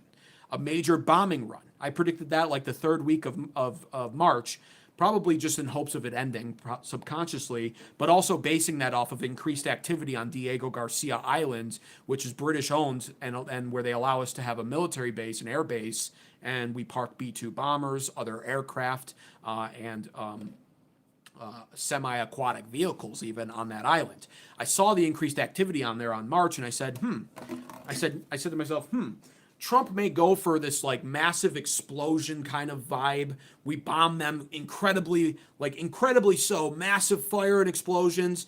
The 70-year-old boomers are drooling on their television sets watching it. Trump goes on TV a half hour later, delivers an official conference. Ladies and gentlemen, we got them. We finished off the Iranian regime and destroyed it all. The IRGC is no more. We completely total annihilation. Their nuclear facility programs are done, all done. We crushed them. We are pulling out of the region. We won. We won 28 times, but today we count 2 more for a total of 30. And his demographic of voters at this point, all boomers, they will eat that up. They will call people like me panicans, and they'll say, see, Trump finishes what he starts. We crushed in Iran. It's all over. And I'll tell you this, if that's the way we go, then so long as we're out of there, I'll take it. So I predicted that a few weeks ago. Another prediction I made was boots on the ground being imminent, and I'm still fearful of that. I've been wrong thus far, but I explained my reasoning why all those episodes ago back in early March, looking at Karg Island, Kesem Island, Larik Island. These are 3 of the islands in the Strait of Hormuz we might be interested in taking for various different strategical reasons. But I've also explained why taking any of those is a terrible idea. They're all really close to the Iranian mainland and would be hard to hold down and fortify and maintain control of without sustaining heavy losses. Boots on the ground, I explained for various different amounts of reasons. Regime change cannot take place from the sky or from the seas. We would need boots on the ground. We would need a massive ground force invasion for that. That would get us settled into Iran for years to come, would be political poison, but not off the table. Karg Island's not even off the table, though Trump seems, thankfully, according to behind-the-scenes reporting, Trump seems very hesitant about Karg Island. Thank God for that. Hopefully we don't decide to take it. But the point being is, it seems like we're moving towards escalation, and that could be boots on the ground or a massive bombing run campaign that would allow us to visually give the appearance of victory and pull out of the region. And so with Trump talking like that about how, it'll take him 20 years to rebuild and, 20 years to rebuild and, blah, blah, blah. We're crushing them. And now, of course, we have this Nick Stewart guy being appointed to Steve Witkoff's team. And it's such a disingenuous team to begin with, which tells you that peace is not really the goal. You don't send 2 Jewish Zionists with now a war hawk member of Steve Witkoff's advisor team to negotiate peace with Muslims. That's not how you get peace. That's how you literally sow divide and dissent. So, with all of that being said, escalation looks likely, and more news has come in over the past 24 hours that confirms this even more, in my opinion. So this news has now come in as well. Let me find I pulled up the tab too, and I also wrote it down. Secretary of State Marco Rubio officially bypassed Congress by invoking emergency authority in order to send now $8.6 billion in armaments to the Middle East. And the split in the countries is as follows. Qatar is receiving $4 billion in Patriot interceptor missiles. Israel, the Emiratis, and the UAE, and Kuwait are also getting more precision guidance systems and integrated air defense worth billions of dollars more. Now, the stated reason for this, in my opinion, I'll tell you right off the bat, is bullshit. But they said this is because the Gulf allies have been under sustained missile and drone attacks since the Iran war began. And so their stockpiles are depleted, as are America's, of course. It's not that that's not entirely true, but in some ways, first of all, we started it. Second of all, Israel refuses to stop shelling and bombing Lebanon, so they've been receiving counterattacks from Hezbollah. And then third of all, a lot of these countries are getting interceptor missiles. So in addition, once again, to a war hawk-like advisor being sent to Steve Witkoff's team, in addition to Trump's narrative on this about how they're 20 years to rebuild and we're not leaving so that way we don't have to go back in 2 to 5 years. And now, in addition to the information of us sending Patriot interceptor missiles, do you know what that is? In case you don't know what that is their ability to defend. We're sending these to countries now. We're beefing up their defense. Why would we be doing that? Ask yourselves. And I'll explain it to you, of course. Because the option of bombing Iran and Tehran on another 4 to 7 day long bombing run campaign in order to give the appearance of total annihilation and complete victory and give us the excuse of pulling out won't come without consequences. And I've mentioned this several times on this channel as well, which is, again, why you should subscribe right now to American Advocates. Nobody's smarter than me. Nobody's better looking than me. I give all the best analysis and breakdowns out there. It's not even close. So subscribe right now, because I've been saying this, and I'm going to say it again. Iran has promised actual scorched earth total annihilation if we bomb them again. And this is not a threat to be taken lightly. So Their response originally to the first bombing run back in February 28th and early March, was to go scorched earth on all of their neighbors. And this is, again, like I said, them playing chess to some degree. Force doctrine in effect. The country that's willing to exert the most force and exert the most violence and go the hardest and the most extreme in war is the country that oftentimes wins. And so the deterrence here by them doing this is diplomacy.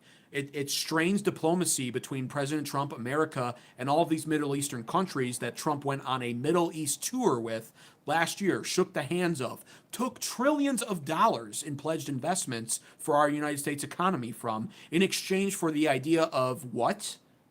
Peace in the Middle East, protection, the ability to solve all of their problems, as many of them, the Emiratis and the Saudis, have viewed America as the country of being able to do, provide protection, solve any problem, right? Provide peace.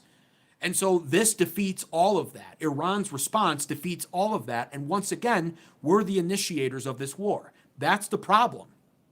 And Iran has said that if they are attacked again via bombing runs and naval strikes, then they will once again target all of their neighbors. They put out statements saying that they wish it didn't have to be this way. It's not actually all that personal in a lot of cases between them and their neighbors. Of course, their neighbors aren't going to care. It's going to be like, what the fuck, bro? But regardless, they're going to do it. And they've promised these three main targets: liquid natural gas fields, oil refineries, and desalinization plants. So if they do this, the Middle East is shut down, damaged for years to come. The global economy suffers even more. And in some cases, it suffers for an extended period of time.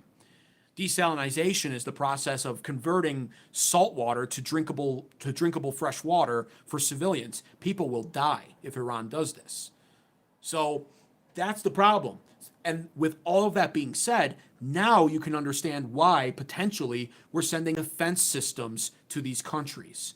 Could it be that in combination, once again, with appointing more war hawkish advisors under already two Jewish Zionists in the form of Steve Witkoff and Jared Kushner, could it be that in combination with the rhetoric of the Iraq war now being sprung on the American people about how we're not leaving and about how we need to stay so that we don't have to come back in 2 to 5 years, could it be that we're preparing for serious escalation in the region? Trump's not lifting the blockade. Iran has turned down and outright said no to a 2-month ceasefire extension. And if we do escalate, what does that mean is really the question. Now, beyond that, we're getting even more sources from within the administration who have suggested and leaked reports that the U.S. Department of Energy has now requested for a $99 million bunker-busting nuclear bomb to be constructed. That's right here in the United States. That's a leaked report, so it's alleged. But it coincides perfectly with everything else that I'm seeing reports-wise. So I'm definitely not going to rule that out, and I'm definitely going to report on that here, right? So why such a request? That's the question. Why such a request? People have been floating around this idea for a while, and if you listen to what Trump considers to be the new faces of MAGA, excuse me, not Tucker Carlson, of course, but Mark Levin. Mark Levin has talked about not easing up. He's talked about nuclear options, etc. I played the clip yesterday in correlation with the downfall of the Daily Wire and Ben Shapiro. But I played the clip yesterday where Ben Shapiro was reminding the world that even though Israel's not supposed to have nukes and that Israel denies having nukes, that if Israel's backed into a corner, they'll nuke everyone. So we also have reports, of course, of Jonathan Pollard, the ex-Israeli-American spy, who was pardoned by Obama and then allowed to leave the country under Trump Admin 1 and is now back in Israel. He's been talking about Israel and how Israel or basically they want America to do it, but he's been talking about using nukes on Iran as well. This is not a narrative that's gone unspoken of, sadly, though it is truthfully the world's last unshattered, unbroken taboo since World War II, of course. And so this is a little bit frightening. I still think it's very unlikely we use nuclear, but the fact that this is a report of a leaked report of a bunker-busting nuclear bomb, well, logically, I can see that report coming in and think to myself, well, that could be their excuse. It's a bunker-busting bomb, so it's meant to drill very deep into the ground before exploding, which would minimize nuclear effect probably. That would be their justification for that. So I found that interesting as well. And Beyond that, why else would a nuclear bunker busting bomb be requested of the U.S. Department of Energy? Well, here's Trump himself admitting something that he wasn't willing to admit up until today. Take a listen to this.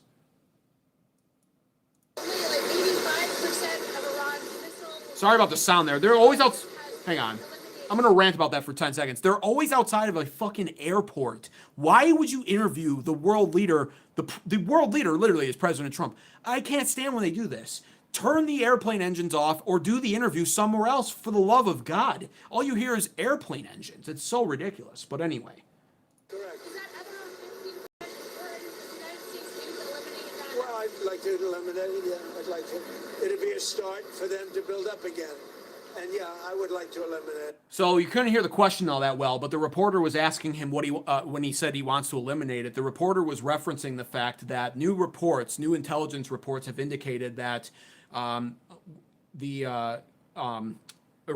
strikes on Iran took out very likely 80 to 85% of their missile program, which means they still have missile programs intact. Now, these missile programs are buried, oftentimes they have factories deep in their mountain ranges, which makes them impervious to most forms of airstrikes or naval bombings, naval strikes, etc. So that I use to bring you back to the Department of Energy's request to build a $99 million bunker-busting nuclear bomb. Could you see why possibly that would be a request now to be designed and made? To take out the rest of their missile program buried deep in their mountains. I think that there's something there possibly. So that's really what I want to point out with all of this. And beyond that, just the very fact that the IRGC remains defiant. This is their latest statement on this from the IRGC. It says Iran and Iranians will never submit to enemies. The Guards express appreciation for effective public participation in the national exercise of sacrificing your lives for Iran. By demonstrating resistance and strength against enemy psychological and media warfare, you have proven Iran and Iranians will never submit to enemies, and no force can weaken our will. They remain defiant, and that's really where we're at with all of this right now. Meanwhile, as was referenced at the beginning of the show, Spirit Airlines is gone. And even funnier, people within the Trump administration are blaming Biden for that. And I just don't see how you do that. Very blatantly, the cost of gas, jet fuel, diesel, etc., is all going up. And now Spirit Airlines is gone. And it's very interesting because, Trump was talking about bailing them out, but the bailouts have appeared to fall through. And now there's other airlines talking about picking them up. But the point being is, the longer this goes on, the worse off everybody is. Not just Iran is really the main point in all of that. Something I've been saying on this channel for quite a while. Although I do agree with you, Lifeguard. It was a mercy killing. Yeah, listen. Nobody who's flown on Spirit likes Spirit Airlines. But the reality is, it was cheap air travel for a lot of American people.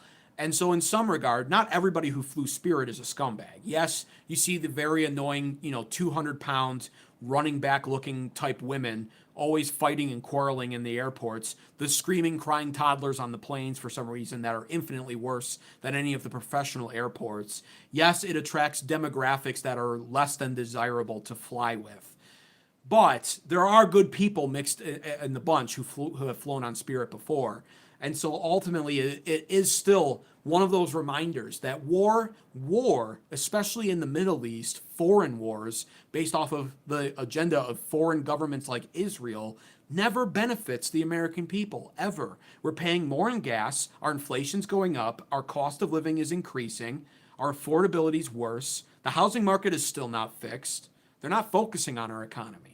And one of Trump's commerce workers, Secretary, or Kevin Hassett, was it? I played this clip, and my commander at large moderator, Glenn, he's not here, he's probably working on the weekend. He's outraged. He cites this clip to this day. When they were asked about the cost of living for Americans during the start of the war, he said, "Oh, the cost of living is the least of our concerns right now. It's our lowest priority." So for all of the actual MAGA retards out there that say, "Oh, well, you just have TDS." First of all, I voted for Trump. Second of all, I'm a social and fiscal conservative, but I'm not a MAGA cultist, and I'm also a realist. So for them to say that and then in the same sentence say, "Trump can focus on both, no, he can't, because one undermines the other. War always undermines the economy. It's our money funding this war, and now we're paying more for it too. Do you not understand, you goysum? The cost of living ain't that bad. It just keeps going up. And here's the other compromise that as a Republican, you should be sick and tired of making for yourself. How about you take your own side, and how about you demand nothing but the best out of Republicans, as you should. Democrats should do the same. How about when it comes to our politicians, we demand not the least worst option, not the not as bad option. How about we demand something phenomenal? How about Americans take their own side for once and demand what we actually want and demand actual representation? Because this war is now 55% at a 55% disapproval rating with Republicans. Trump has only minority support in all demographics. Only 55%, or I'm sorry, only 45% of Republicans or less approve of this war. There's probably a certain amount that's unsure of their support. Actually, it's probably less than 45%. But that's a Harry Enton CNN report. 55% of Republicans disapprove. Moderates, way less. And then Democrats, of course, it's like 95% disapprove. Moderates, though, it's like 80%, I think. Overall, this war is only popular with 22 to 26% of Americans. We were never sold on the idea of this war, not even a little bit. I did a live show at the time of the State of the Union address speech. And I hypothesized, I said, I think Trump is going to try to announce an Iran war and tell us why it needs to happen. He didn't even do that. That was the moment where, as our represented leader, he comes to us and pleads the case, as all represented leaders should do.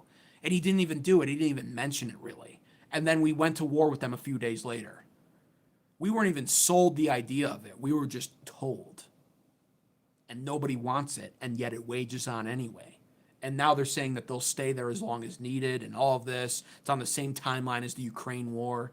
They don't give a shit about you. And that's where we're at on that. Other than that, I don't have too much more to say. Like the stream if you haven't already, though, please. It helps the stream perform well in the algorithm. YouTube's algorithm actually surprisingly likes when I talk about geopolitics on this channel. A lot of my streams have been cut down on viewership up until today, where I discuss this again. So I appreciate that. Be sure to subscribe, of course, to American Advocates if you enjoy my opinions and or my analysis, or as unbiased of a report on this as possible. Listen, when I talk about social stuff, I'm a conservative through and through. I'm a fiscal conservative as well, but we got to be real about what's happening here. We got to be real about our representation. We got to be real about our standing in the world, this war, the agenda, what Americans deserve. And that's my stance on that. So if you appreciate that, be sure to subscribe. Turn on post notifications because I go live every single day. Monday through Friday, I try to go live at the same time every night, 8 p.m. Central, 9 p.m. Eastern. On the weekends, I'm a little bit more all over the place, but I go live pretty much daily. So appreciate it. Thank you. Wish it was not true. He says, thank you. Very informative. Bowling Bubba. I'll take a look at chats now. Bowling Bubba says, how long do you think this war will continue? Of that which I have no idea, in all honesty. It's hard to predict it at this point.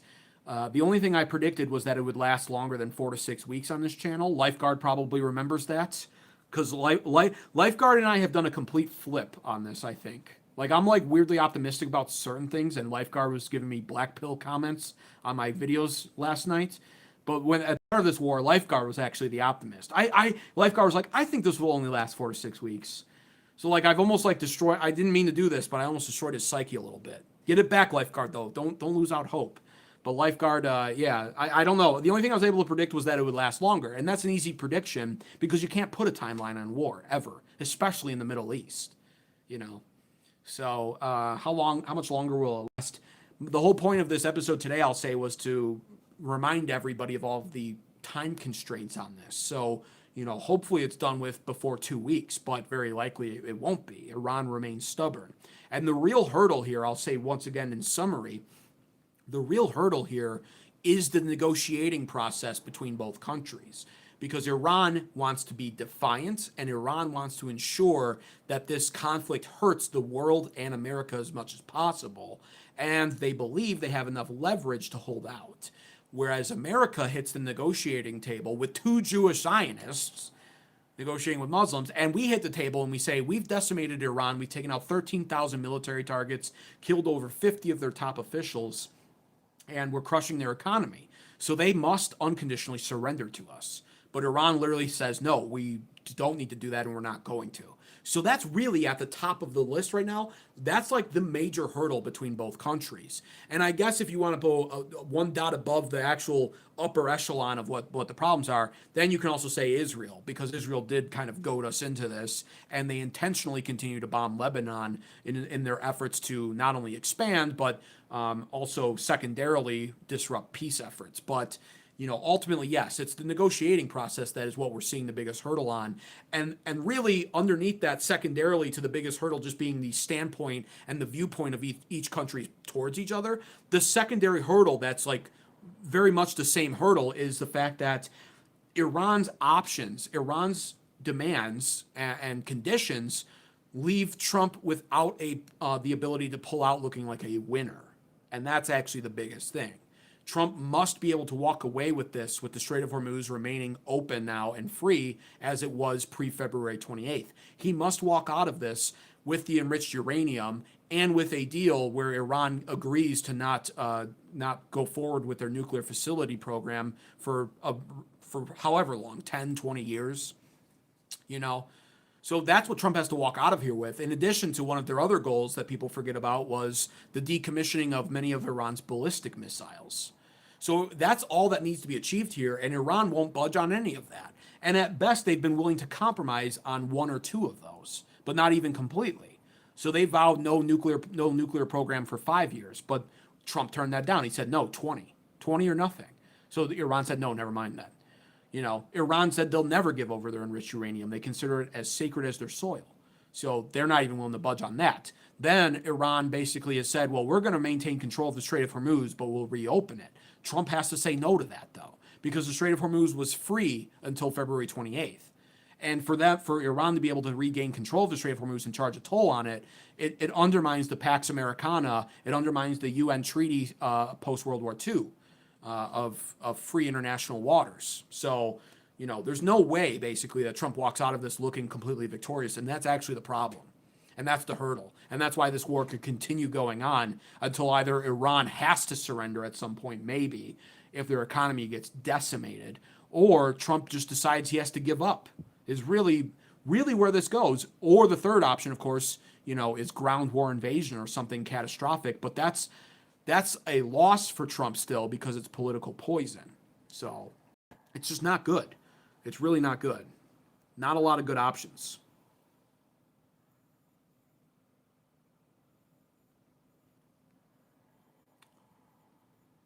They can't have too many angry Republicans. They remember the Tea Party before the Revolutionary War. Yeah, that was the best party, though, Lifeguard.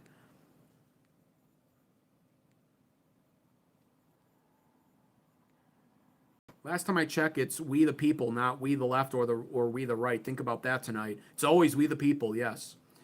You need to start reading comments because I had you on mute and enjoyed the chat. Says Jay, hey, good for you. I don't really read comments though because it's goy slop. Like you guys are most of your comments, no offense, but most of your chats are just significantly below my intellect. I do it at the end or I'll do it in between segments though. Yes, America is in trouble. I wish it was not so. It's true. It's true. Does Trump not realize the fallout he will get if he ever decided to use a nuclear bunker busting bomb? No pun intended. I don't know what Trump thinks anymore, man. Trump seems to be adopting this megalomaniac kind of a disposition, like this megalomaniac stance on stuff where it's like, he's like, it's very interesting. I'm not sure what Trump is thinking anymore, truthfully.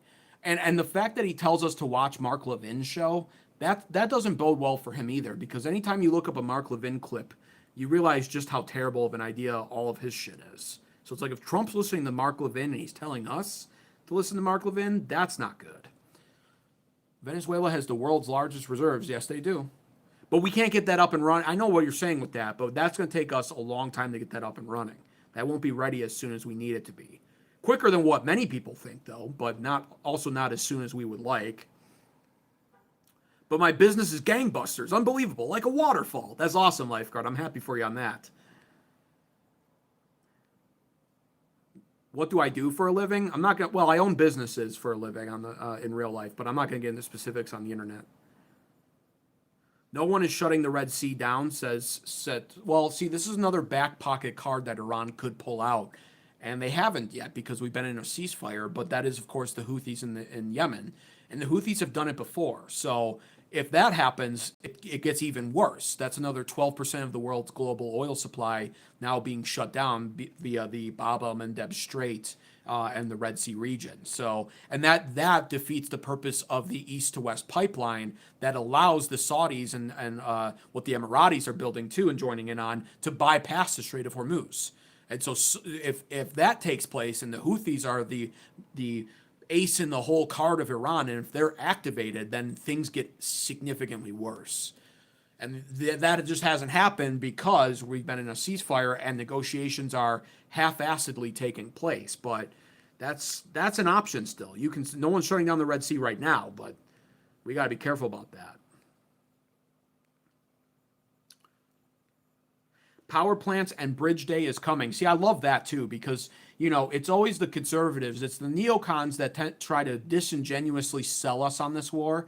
And they say, well, don't you care about Persian liberation?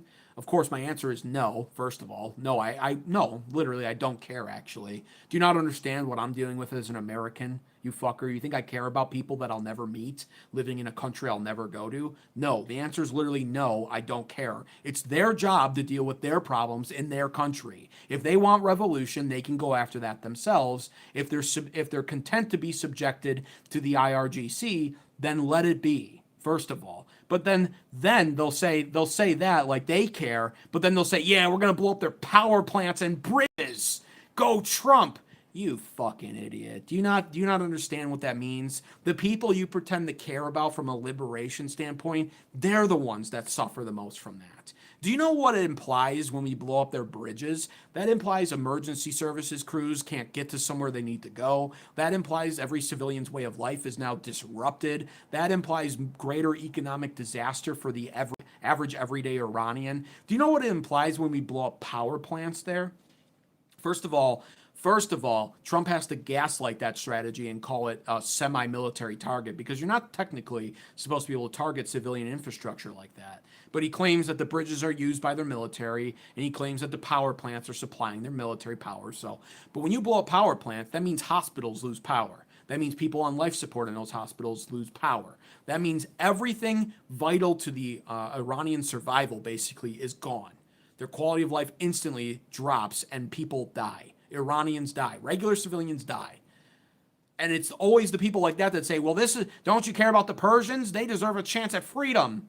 First of all, I don't care. But what I care about is the fact that people like that pretend to care, but then they'll celebrate blowing up power plants and bridges. The logic is never consistent because this war is fucking stupid and it should have never started. Congrats, Trump, says International Scout Harvester. You managed to close the strait, spending billions of dollars when it was already open for free.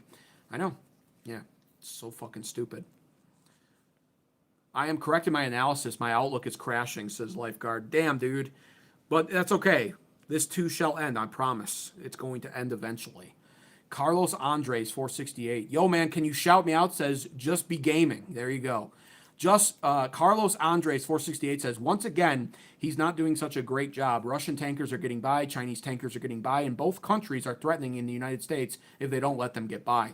Yeah, well, and I covered that earlier. You probably tuned in at the ass end of this stream here, but it's not, the Trump blockade is working pretty decently, but only in the international aspect of it, the middle of the strait, the international waters. Iran and other ships are hugging the coastlines to bypass it. So ships are passing through, but it's only a trickle too. So it is still having an impact in the region. But you're not wrong. We will make a secret deal, so it looks like both are the winners.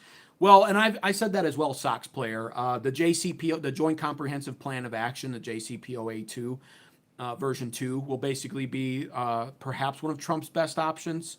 But again, in that deal, the Strait of Hormuz being wide open and untold, in my opinion, must be part of that. And the problem is, and many people aren't aware of this, but I reported on it in the first week of this war in March, that Iran made their statement in out of pure spite, but they're holding to it. And that statement was in the first week of the war in March that no matter what the United States does now, they will take control of the Strait of Hormuz and keep control of it regardless. Whether we stay or pull out, they now will take control of it, and they start charging a toll. That genie's out of the bottle, and that's the battle now being fought as well. And so if we got a joint comprehensive plan of action 2, Trump could absolutely, listen, that would be the best case scenario, because Trump would go on TV, and you know TV is what every boomer sits down and completely believes without question.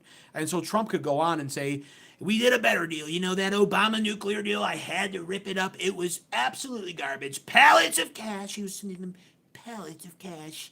And, you know, they were enriching uranium anyway, really. I mean, in all honesty, they were enriching it. And, under me, I said, no, we're going to do a much better deal.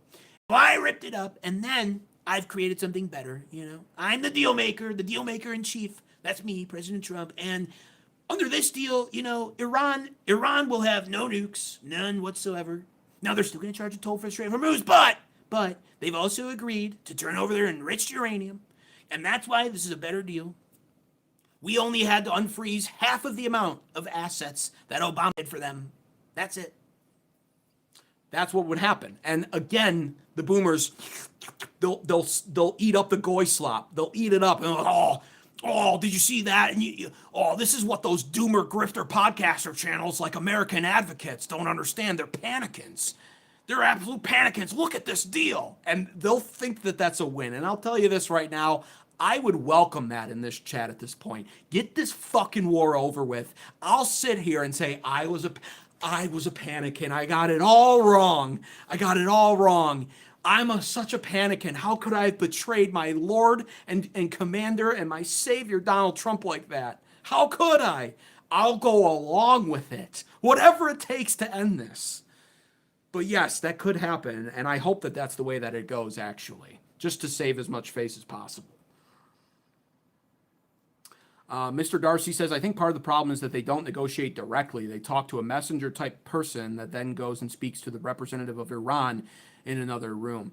Well, okay, so I didn't cover this, but Pakistan has every incentive. Pakistan's acting as the mediator here via, Islamabad, and they did hold the in-person negotiations with J.D. Vance, Witkoff, and Kushner. And before that, just Witkoff and Kushner went before we actually struck them, by the way. So there have been in-person negotiations. And then we did the J.D. Vance one, still didn't work. Excuse me. But Pakistan, now of course Trump has to kind of flex on them because Iran was the one that said no more negotiations, which makes America look at the global stage like they don't have leverage. So Trump came out publicly right away and said, well, they can just call us. And so, yeah, that's happening now. But understand something. I've mentioned global oil reserves, the oil reserves, as the major time constraint on this channel. It's the most constraint for Pakistan, actually. Pakistan is like 3 days away from running out. Like, they're in dire straits. Their country is so effed if this war doesn't end like tomorrow or by Monday. So I'll tell you this. You can say that, and I understand your skepticism of that, or perhaps you're worried about a game of telephone being played where a lot of negotiating is being misconstrued either intentionally or accidentally by Pakistan. But I promise you, with 95% certainty, Pakistan is not deliberately misrepresenting either side or miscommunicating, because Pakistan is like 3 days away from crisis because of oil and because of the Strait of Hormuz. So on that topic, I'll say they're probably doing the best job they can, in all honesty. I will say that. Like, out of all the countries, by the way, which country has the most oil reserves left? Which country can hold out the longest, you might ask? And even if you don't, too bad, I'm going to tell you. So sit there, shut up, and hear it. China. China's like got 100 days left. So, and this does benefit China. People, that's the other thing that bothered me. The MAGA cheerleader channels that think they know how to play chess, and I say this as probably a 1600 ELO chess player, okay? I know the Queen's Gambit and the Sicilian Dragon defense, all right? I'd beat most of you in chat, okay? Not that 1600 ELO is great, but I say this as an actual chess player. They were saying, well, Trump's just playing 5D chess, and these doomer grifters are checkers players that don't understand. This is about China. It's about China, and it's about hurting China. No, you idiots. China's not getting hurt from this. They can the longest in all of this, and the more this goes on, the more it damages all of the economies of their enemy, while they get to sit back and watch all of our weapons, our military at work, and figure out what works and what doesn't work for us. This is all just them being able to sit back. China's like the rednecks right now that pulls out the lawn chairs when the neighborhood thugs are in the middle of the street fighting each other. They're all shanking each other and shooting each other. China's the one that excitedly gets up, goes out to the porch on a beautiful summer night, unfolds the lawn chair, makes a pot of tea or coffee, and sits down and watches it. That's what China's doing right now. So people who say we're hurting China right now, you know nothing. You literally know nothing.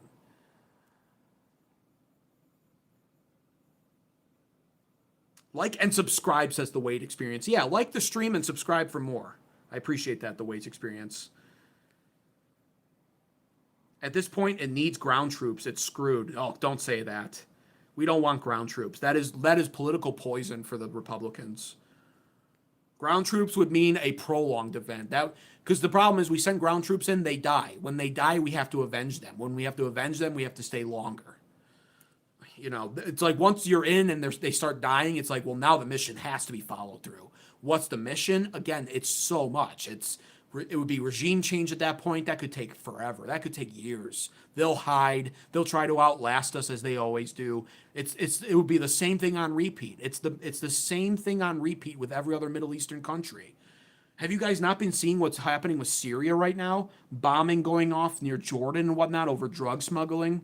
The second we started pulling troops out of Syria after regime change, Al-Qaeda took over. Is that a win?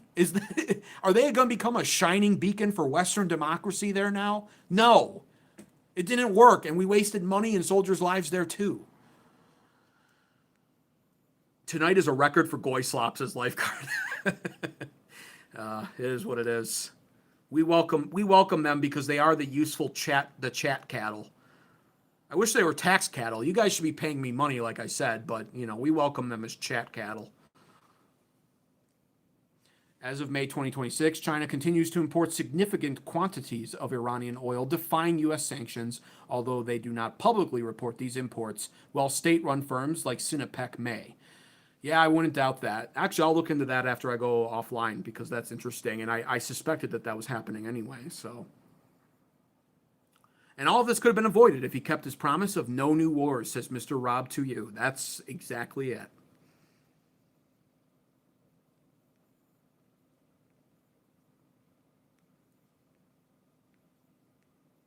I've never seen so many idiots commenting, says my moderator lifeguard. What are you guys doing to him, huh? Not helping my outlook, and both sides are stupid. A slight edge for Democrats, but true retardation. Yeah. I know. It is sad. When you talk to the average everyday chud about this stuff, I don't blame you for losing hope on that one, lifeguard. That's why we need to blatantly just create like a propaganda department. Because that's how you stoop down to the level of low intellect in this country to appeal to them, and then you just have to shamelessly start using propaganda to win over the masses. I think that's ultimately what you have to do. A certain Austrian painter actually knew that strategy very well. He literally created what he called the Department of Propaganda. So, not saying he was right, but I'm just saying strategy is strategy. The sideshow. There are drones that are being used to shoot children, let alone rifles, and so sadistic are the ones who can kill their children. That's what happens with war.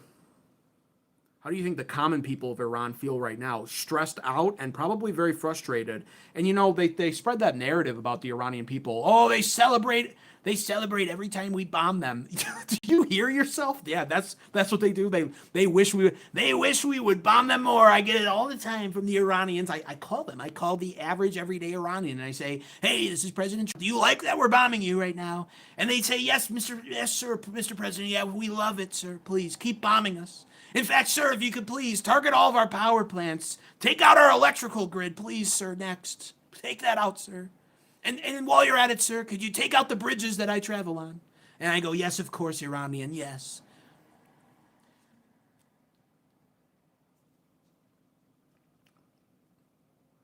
No, we have not won the war. Iran isn't putting up with Trump's childish rants and threats, says BD Doodles. Yeah, we have definitely not won the war. I agree with that. Respect other countries' rights to grasp their own destiny. Exactly. Exactly. I know it sounds callous to say that when it comes to Persians. And it's like, I understand. Yes, I agree. Persians are probably occupied, at least in part, by the IRGC. And maybe they don't like that, but it's their responsibility to deal with that. Sovereignty is not a right. I know that's controversial to say, but sovereignty must be defended or taken back if lost. It can't be provided to you or for you. Deal with that. People agree with that when it comes to Israel. You have to understand it's the same thing for Ukraine. It's the same thing for Iran. It's the same for any of these countries. We're so cozy in this first world and in this modern day world where it's like, oh, all aggression's bad. You go back in history, aggression's been the norm. Conquest has been the norm. Sovereignty was never a right. It was a privilege.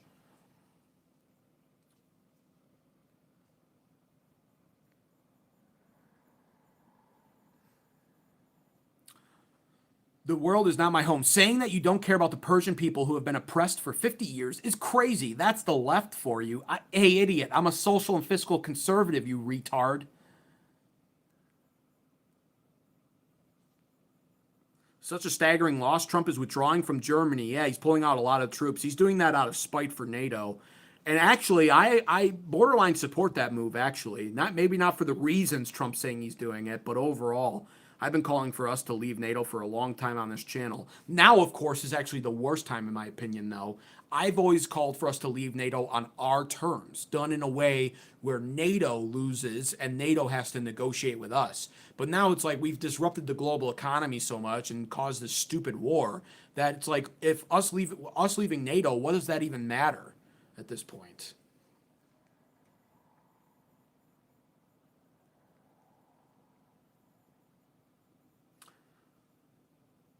Catch up on it. My God, I've fallen so far behind on the chats. I think many don't see the big picture. This, in my opinion, is self-defense. Goodness.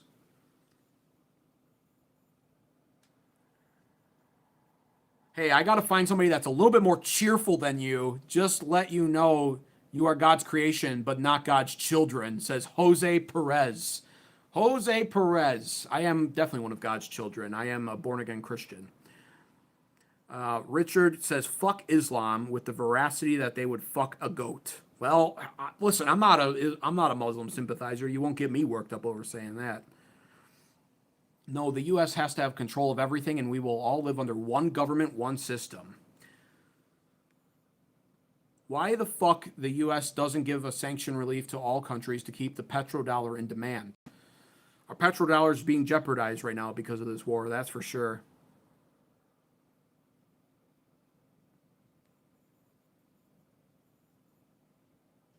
He's targeting the regime, not the citizens. Yes. What do you think targeting power plants and bridges does? You think that the citizens are unaffected from that? That actually hurts the citizens more than the regime. Yeah, I'm... In case you missed my comment, Stanford prison experiment, knowledge of it should be required for citizenship and voting. Amen.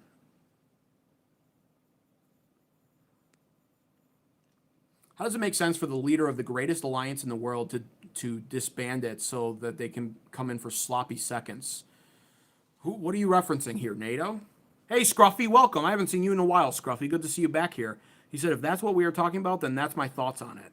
I must admit. Oh, he said, sovereignty is the most important thing in politics. Genuine sovereignty, not sovereignty. I do not like the UN or NATO. Sovereignty is crucial, I agree, but it's not a right. I believe it's a God. I believe God has intended it for it to be that way, but it must be defended always. Every country must defend their sovereignty, and every citizen must defend their individual sovereignty from their own government, actually, when you really break it down. And if neither of those happen, then sovereignty is taken away, always. I've never seen this volume in the chat. Way up. Yeah, the chat's crazy right now, but it's hard to I'm trying to see actual smart chats right now. Carl Snow 5281 says there's a level of leadership you guys don't even see, and it's telling. It's telling Trump what to say. He does very little. You talking about people who are around Trump? The dumbest war in American history. It might be, actually. It might be. Have we done a dumber war? I'm trying to think quick. I mean, this one surpasses Iraq's idiocy as well. And it's more unpopular than Vietnam, even according to recent polls. So, sovereignty has never been a right. Yep, I agree. ABC, Abcoasia. It's been that way since the beginning of mankind. This is true. Does Trump not see where this is going? That this is not going well, or is he isolated and being told what he wants to hear? Yeah, I think you're right. I think that he's not seeing it completely, and he's being told what he wants to hear. And one of the reasons why that's happening is because I think very likely that reality will hit everybody. Oh, we broke up for a second there. Reality will hit everybody. It'll hit the oil commodity traders if this goes on for too long. It'll hit the American consumer via inflation, increased gas costs, etc. And it will hit Trump by default. And when that happens, I think Pete Hegseth loses his job. And so I think there's every incentive right now for, first and foremost, why I said day two of this war, that the truth was always the first casualty of war, because it's incentivized by the leaders to kill the truth so that the people remain clueless and don't panic, mostly. Well, it's incentivized for Trump to keep gaslighting the oil markets, to keep lying to the American people, as is every world leader doing right now, by the way. They're all doing their best to do that, believe it or not. It's not actually unique to Trump, but that's what's happening. And then under Trump, it's being incentivized even more for his advisors and his wartime generals who maybe supported the war, and for Pete Hegseth very likely to lie to Trump as well, to preserve their jobs. Because if this ends horribly, they're all gone. Trump will get rid of them out of anger. So, and I wouldn't be surprised if this is Pete Hegseth's last year as Secretary of War. I wouldn't be surprised if Pete Hegseth doesn't finish the year, actually. Because he was gung-ho about this war, and it's a disaster.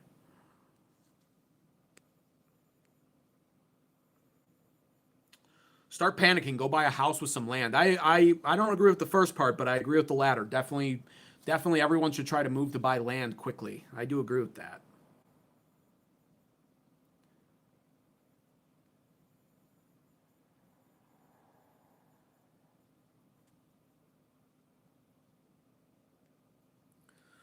The fact that you lame and think you know so much is, I know like almost everything. DMM 6341.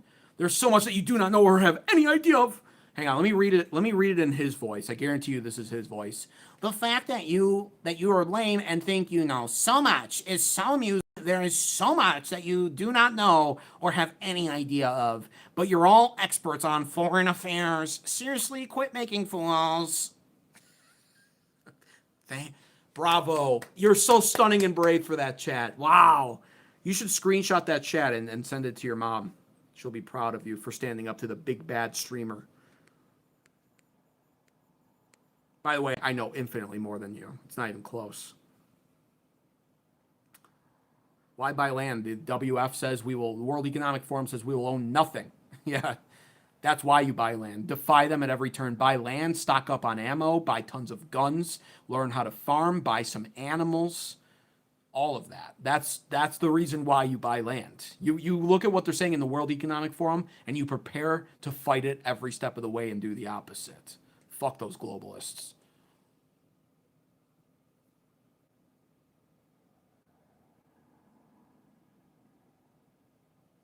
Only Americans can save the situation right now. Vote Trump out. And we'll see. All right, guys. Hey, that's gonna wrap it up for me, though. I appreciate all the chats and honestly appreciate the viewership. Subscribe to American Advocates for more content like this. I go live every night. I don't always discuss the Iran war, but there's a lot of news to break down tonight. So if you missed any of it, go back and rewatch the stream. It'll save as a video on this channel. If I missed a chat you really wanted me to see, just click on the video when it saves as that and leave a comment for me in the form of the chat I missed. I'll respond to it unless it's pure idiocy or ad hominem attacks. Then I'll just like it and laugh at it like I always do and move on. But also, like the stream right now, double tap those phone screens, hit the thumbs up button, 3 dots up there to find it if you're watching on your phone. Appreciate you. Thanks, Lifeguard, for being here. I appreciate you, man. You were drowning in swine slop today, but there were good chatters down there. A lot of first-time viewers. Appreciate all that, too. Thanks for good chats, as ABC Abcoasia. Hopefully I'm saying your username right. Thank you. Appreciate you. Appreciate all you guys, my haters, all of you. Appreciate all of it. I'll be back here live tomorrow at some point in time, and Monday through Friday are the 5 days I strive to go live at a same time, which is 8 p.m. Central, 9 p.m. Eastern. So regardless, when you subscribe, turn on post notifications though, so at least YouTube notifies you sometimes when I go live. Other than that, have a great rest of your evening. Go touch some grass. I say that to myself too. Go out and enjoy the beautiful summer days that are upon us now. Look at the trees coming back to life. The skies are beautiful again. Enjoy the weather in all of its forms. And remember that there's a whole life to live out there outside of politics and war and death and fear-mongering and black pills. Put the black pills away, lifeguard. Go enjoy your life. Enjoy the success of your business. All of you enjoy everything, okay? Because, it's still out there. There is still a life to be lived. And you don't have to be a doomer about all of this. Tune in every time I go live to find out what's happening, but then entertain yourselves and live your lives and try to be happy because, who knows when that'll be taken away from us. Anyways, glory to America. Still would rather live in this country than anywhere else. All the problems we may face, I believe we can save this country, but we've got to speak the truth now and we got to stay strong and unite as Americans and take this country back. So glory to America. God bless the USA and God bless all of you. Have a great rest of your evening. I'll be back here live tomorrow. Take care.